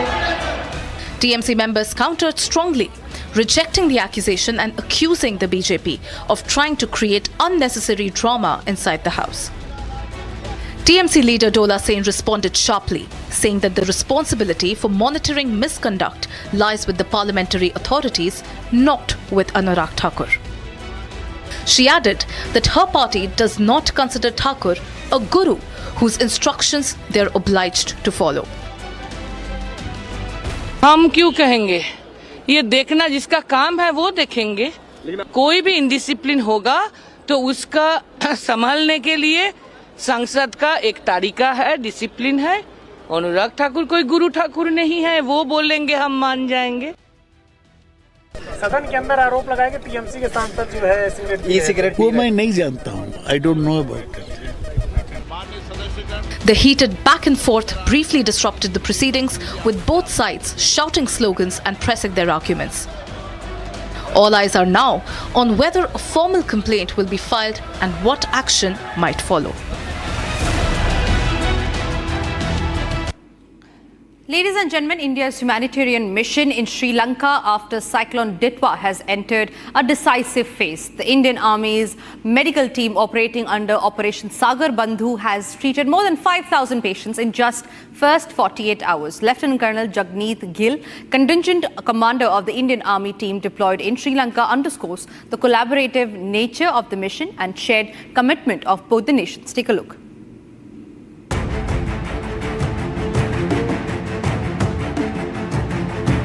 The first 48 hours after Cyclone Ditwa caused destruction in Sri Lanka, Indian Army treated more than 5,000 patients. India's relief effort in Sri Lanka following Cyclone Ditwa has moved into a critical stage now. Under Operation Sagar Bandhu, the Indian Army's medical contingent has already provided care to multiple people who were left injured. The Indian Army contingent, led by Lieutenant Colonel Jagneet Gill, set up a fully equipped mobile hospital in the flood-ravaged district of Trincomalee. Well, the key facilities that were established by this hospital really depended on the fact that what were the facilities that were already available in this hospital. So the other hospital which has been non-functional, we were basically looking at facilities like the operation theatre, the dental section, the X-ray and the lab facilities. So we have been able to create these facilities. Other than that, we have also been able to create OPDs, which was the hour of the need. So we have been able to create the surgical OPD, the ortho OPD, the dental OPD, as well as family OPD. So we've been able to provide assistance to almost around 5,000, more than 5,000 patients. The team's priority was to bring immediate, life-saving care to those cut off by the floods, as per Lieutenant Colonel Gill. Well, the new age technology that we had deployed this time was that we had surveillance drones, which were very, very important to find the layout of the hospital and really helped us to establish it much faster. The other was the HVAC tents, which were deployed to create OT in a minimum time. And also, since the layout of the hospital required us that the labs and the facilities for blood collection were far apart, so we could actually use the logistic drones to carry out lab samples and blood samples to the labs, and we could actually enhance our speed and we could get results much faster. Within 24 hours, the team upgraded a previously non-functional healthcare center. The Indian Army installed an operational theatre, digital X-ray and a fully stocked laboratory in the health center. In addition, they opened OPDs for surgery, dentistry and family health, ensuring a comprehensive package of care. This came as major boost and upgrade to the existing medical infrastructure in Sri Lanka. Cyclone Ditwa made landfall on the eastern coast on 28 November, dumping more than 500 mm of rain in 48 hours. The resulting floods submerged 1.1 million hectares, which is roughly 20% of the island's landmass. 2.3 million people were directly exposed to waterborne hazards. The destruction was immense.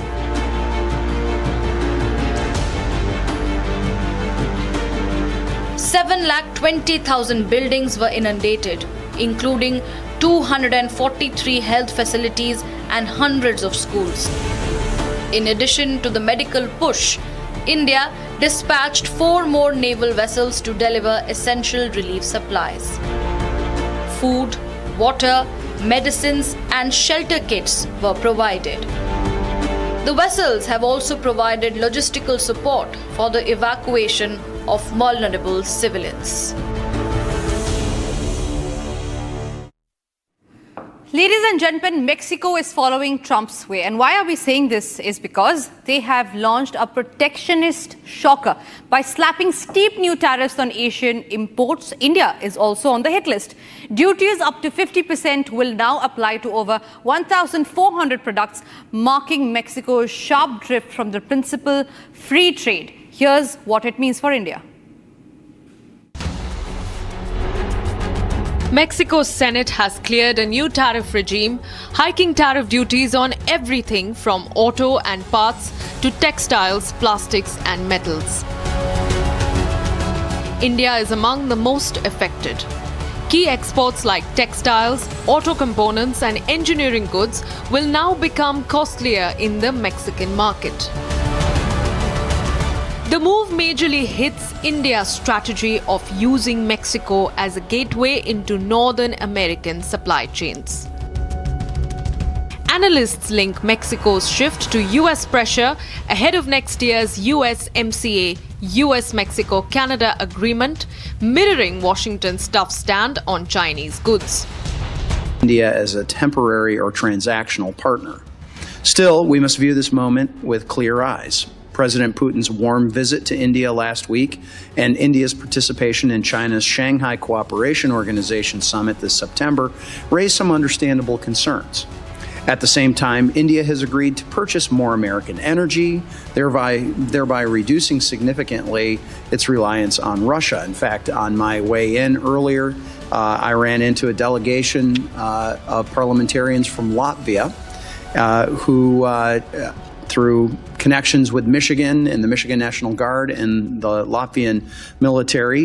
We're all very acquainted with them. Inside Mexico, critics warn that tariffs will raise consumer prices. But the ruling party says it will protect local jobs and industries, a protectionist stand. With Chinese cars now facing a massive 50% duty, Mexico signals a wider North American turn towards protectionism, posing fresh challenges for Indian exporters. Mexico's steep new tariffs signal a clear shift towards protectionism, a move that hits Asian exporters hard, especially China and India.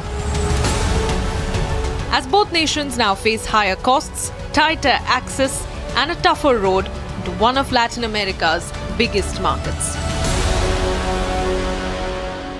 And well, that brings us to the edition of 6 Stories at 6. We will be back same time tomorrow, getting you the more agenda-setting stories. Don't go anywhere. Coming up next after the break is Live and Breaking.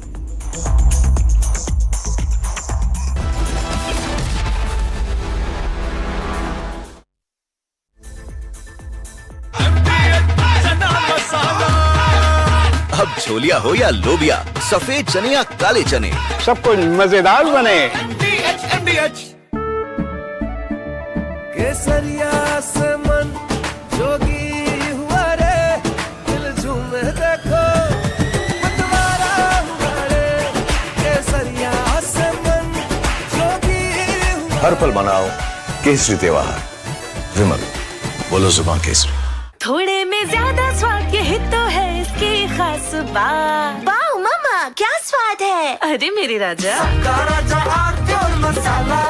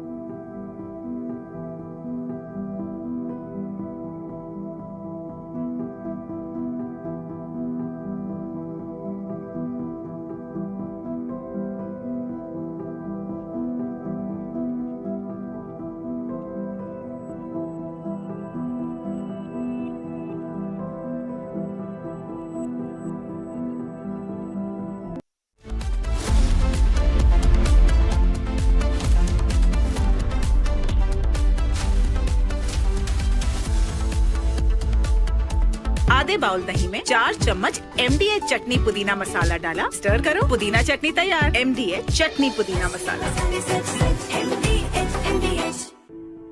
In the India Today Best Universities Survey, India's #1 ranked universities in various streams are JNU Delhi, Amity University, AIMS Delhi, IIT Delhi, and National Law School Bengaluru. Sir बचा के विक्रम राठौड़, कहीं फिर से ना भूल जाओ आप कौन हो। रुक, तेरे अग्नि अस्त्र की अभी मोमबत्ती बनाता हूँ। Please stop. झुमका तेरा झुमका, तेरा झुमका, तेरा झुमका। नॉट देयर, मेरा काउंटर टॉप टूट जाएगा। झुमका तेरा झुमका, तेरा झुमका, तेरा झुमका, तेरा झुमका।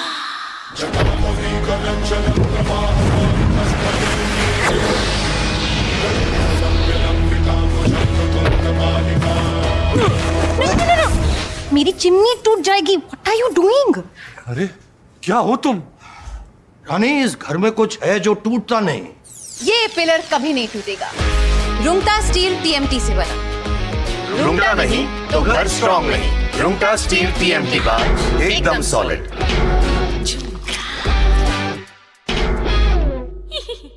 थोड़े में ज्यादा स्वाद, यही तो है इसकी खास बात। वाओ मामा, क्या स्वाद है। अरे मेरे राजा, सबका राजा आरती और मसाला। केसरिया से मन जोगी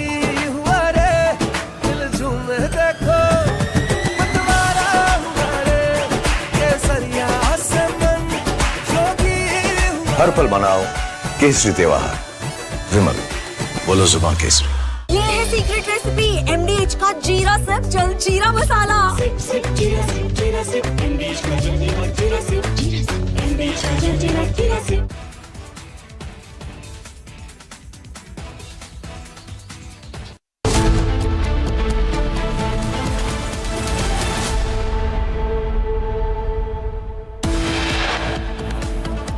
Delhi court dismisses Luthra's anticipatory bail petition. Duo now faces arrest upon landing.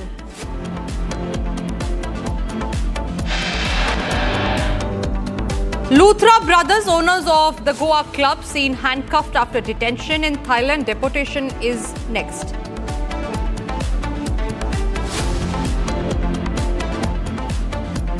Delhi court grants interim bail to Umar Khalid in the Delhi riots larger conspiracy case. Of Hindus in Tamil Nadu, I think it is enough to bring about the desired result.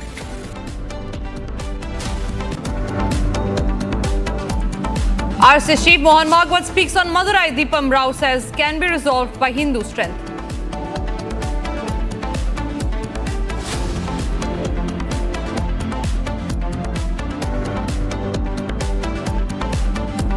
Amid winter session, e-cigarette scandal breaks out inside Parliament. BJP MP Anurag Thakur accuses TMC MPs of smoking e-cigarette in Lok Sabha. US delegation arrives at the Ministry of Commerce and Industry for the trade talks.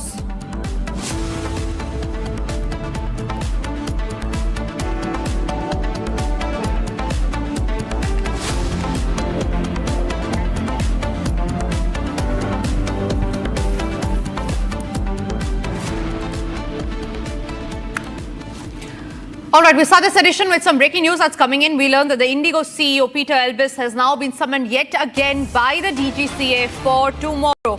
A fresh notification has now been issued which reads, and I quote, "We wish to inform you that Mr. Peter Elbis, CEO of the company of the Indigo, has been asked to appear on December 12, 2025, that is tomorrow, before the Committee of Officers at the Directorate General of Civil Aviation, that is the DGCA, which is examining the matter relating to flight disruption." Second round of summons now issued to the Indigo CEO after Indigo had to go through the worst aviation crisis after multiple flights were disrupted after compensation was not issued. The DGCA today as well held a meeting. The DGCA officer had held a meeting with the Indigo CEO in the national capital today. Now a second round of summons have been issued to the Indigo CEO, asking them answers on what actually happened. In fact, sources also told Republic that in the meeting that was held today between Indigo officials and the DGCA officials, it was noted that Indigo officials had shared their reasoning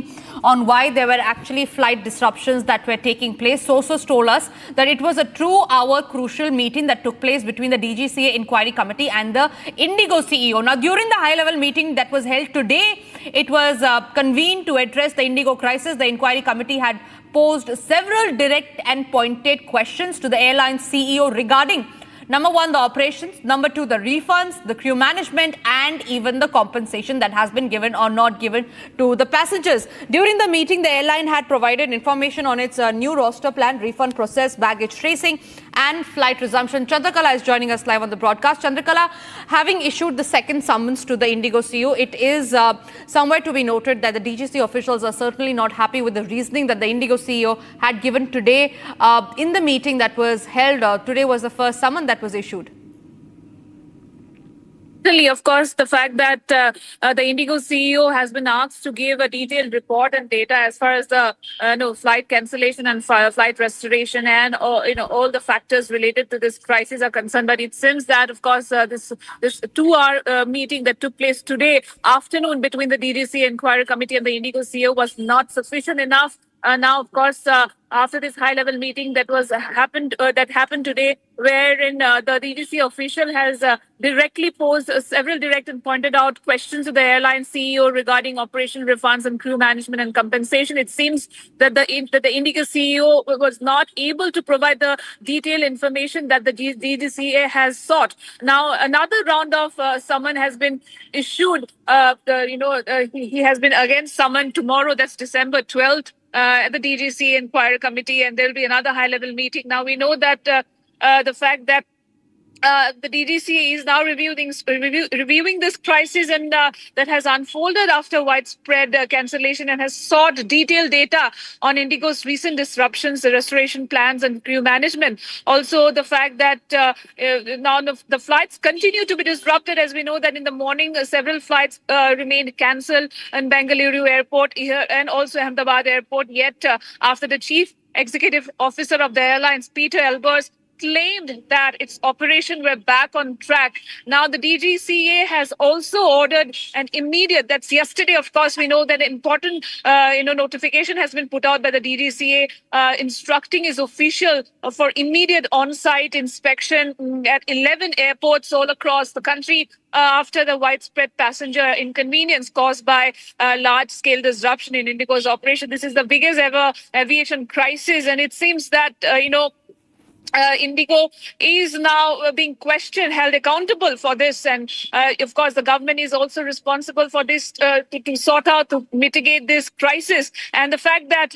the DGCA has asked for a comprehensive data on the recent widespread flight disruptions and the measures put in place to mitigate the crisis. And the fact that, as far as this inspection in different airports are concerned, detailed data was also, a report has been sought within 24 hours. Now, it remains to be seen after the second summon that will take place tomorrow, what could be the outcome, because it seems that the crisis still remain intact, although there has been some kind of stability. But yes, the crisis still remain intact, and we'll have to wait and watch. All right, Chandrakala, yes, thank you very much for getting us those details. All eyes are now on the second summoning of the Indigo CEO that is going to be taking place today. He is asked to report tomorrow at the same place. Meanwhile, moving on to some other stories that we're tracking, Republic has got fresh details of the court order on the anticipatory bail application of the Luthra brothers. In a strong observation, the court said that the nature of offence prima facie is grievous and serious in nature. In fact, the court had also said that Luthra stated that there is an immediate threat to their life. However,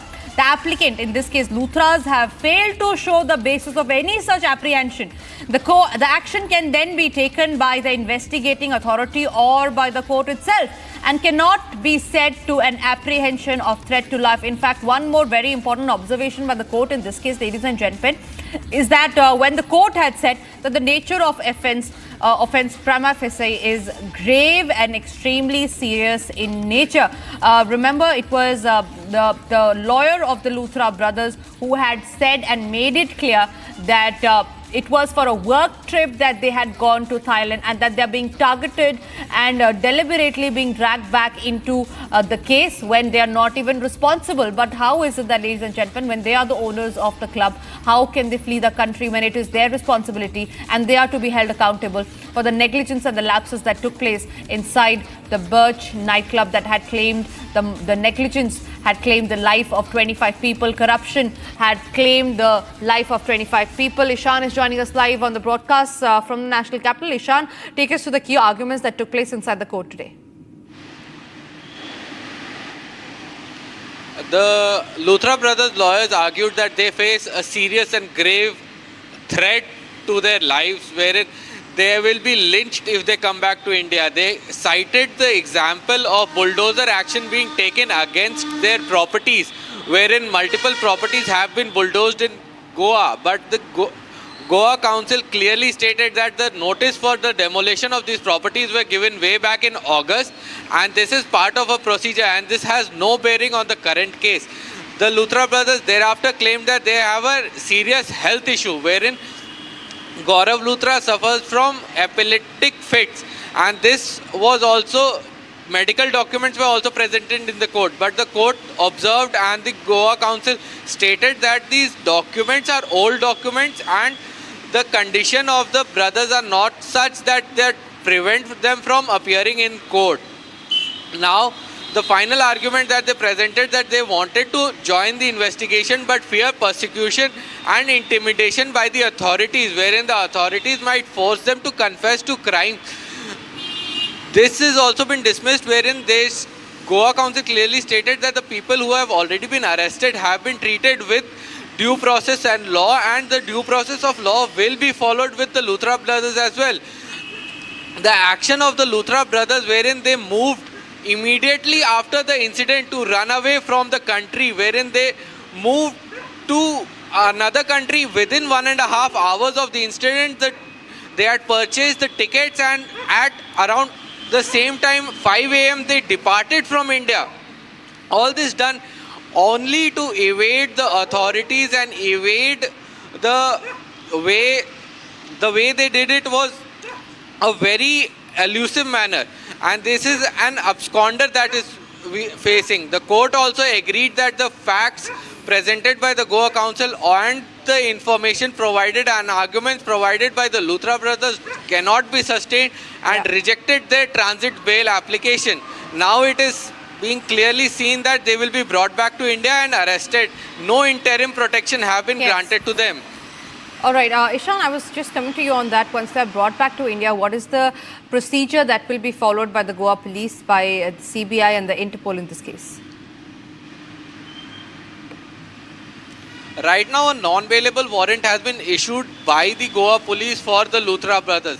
It will be, once they are arrested by the Interpol, they will be handed over to the Indian authorities. Once the Indian authorities take custody of them, they will be bringing back the brothers to India by an extradition process. Once the extradition process brings them back to India, custody will be sought by Goa Police from the airport only, and then they will be taken from here and presented before a court of competent jurisdiction in Goa, wherein they might apply for bail one more time. All right, Ishan, thank you very much for getting us those details. Moving on quickly, ladies and gentlemen, it is the end of the road for the Luthra brothers. Their 72-hour free run got over after they were detained in Thailand after an international alert. The Goa owners of the Goa's Birch by Romeo Lane nightclub are now staring at a swift deportation and a possible arrest the moment they land here in India. What happens next? How soon could they be brought back? Here's the full detail. A massive breakthrough in the Goa club Blaze case. Hours after their 72-hour run abroad ended, the Luthra brothers, Gaurav and Saurabh, were detained in Phuket by Thai authorities. The detention came after Indian agencies triggered a blue corner notice and activated the India-Thailand extradition framework that has been operational since 2015. The duo is currently in immigration custody in Thailand, where documentation and identity verification are underway, the first step before deportation. So, what is next? Once Thai immigration completes paperwork, they will issue what is effectively a deportation order. Unlike a full extradition trial, deportation is usually faster and based on immigration violations or overstaying alerts. Indian officials from Goa Police and CBI's Interpol wing are already coordinating with the Indian Embassy in Bangkok to secure an early travel warrant. If all clearances move without delay, officials say the brothers could be put on a flight to India within the next 48 to 72 hours. The moment they land, they will be arrested.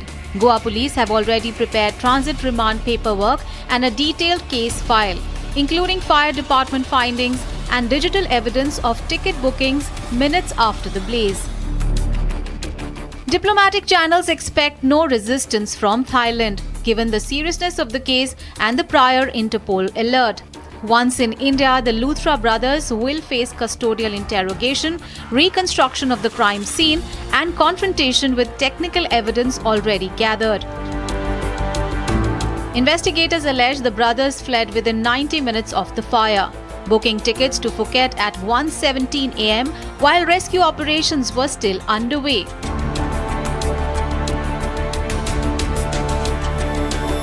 Luthra's brothers' defense say they did not flee but traveled to Thailand for business purposes. an argument they also placed before a Delhi court while seeking transit anticipatory bail. Meanwhile, back in Goa, the probe is widening. Police have arrested 6 people so far, including partner Ajay Gupta, who has been brought back for questioning. A lookout circular is also out for British national Surinder Kumar Khosla, the property owner of the club, who is still untraceable. For now, all eyes are on Thailand, where the final deportation order comes through and when the escorted flight back to India is confirmed. A process that began with a blue corner notice is now in its last leg, the handover. And once Luthra brothers return, the investigation enters its most crucial phase yet. Ladies and gentlemen, lighting of a lamp or a deepam in Madurai has become a point of contention.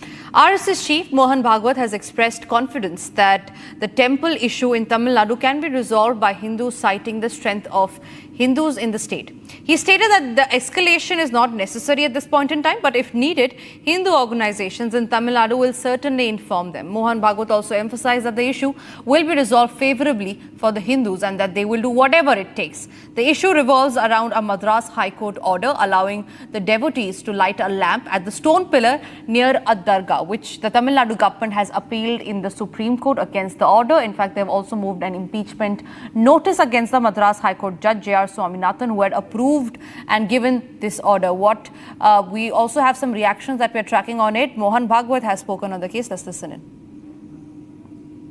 If it needs escalation, it will be done. But I don't think it needs so. The matter is now sub judice. Let it resolve. The awakening of Hindus in Tamil Nadu, I think it is enough to bring about the desired result. But if at all it is needed, the Hindu organizations are working in Tamil Nadu also. They will let us know, then we will think about it. But at present, I think the issue can be resolved here only on basis of the Hindus' strength in Tamil Nadu only. Sharda, my colleague, is joining me live from Madurai on that note. Sharda, just when we spoke earlier, you were at the foothill of the temple. Talk to us about where exactly are you right now and what was the controversy all about and how the opposition is reacting to it?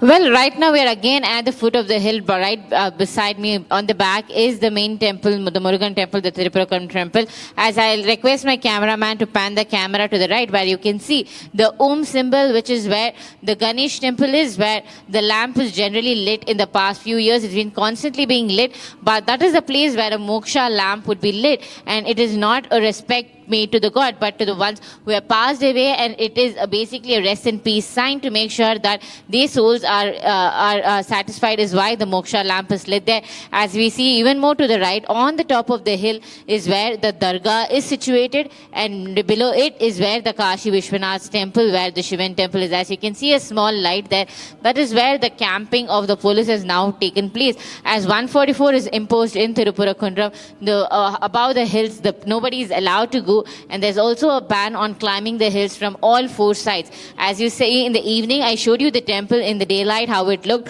but right now all that we can see is a simple light, which is exactly where the Deepatun is, and the archaeological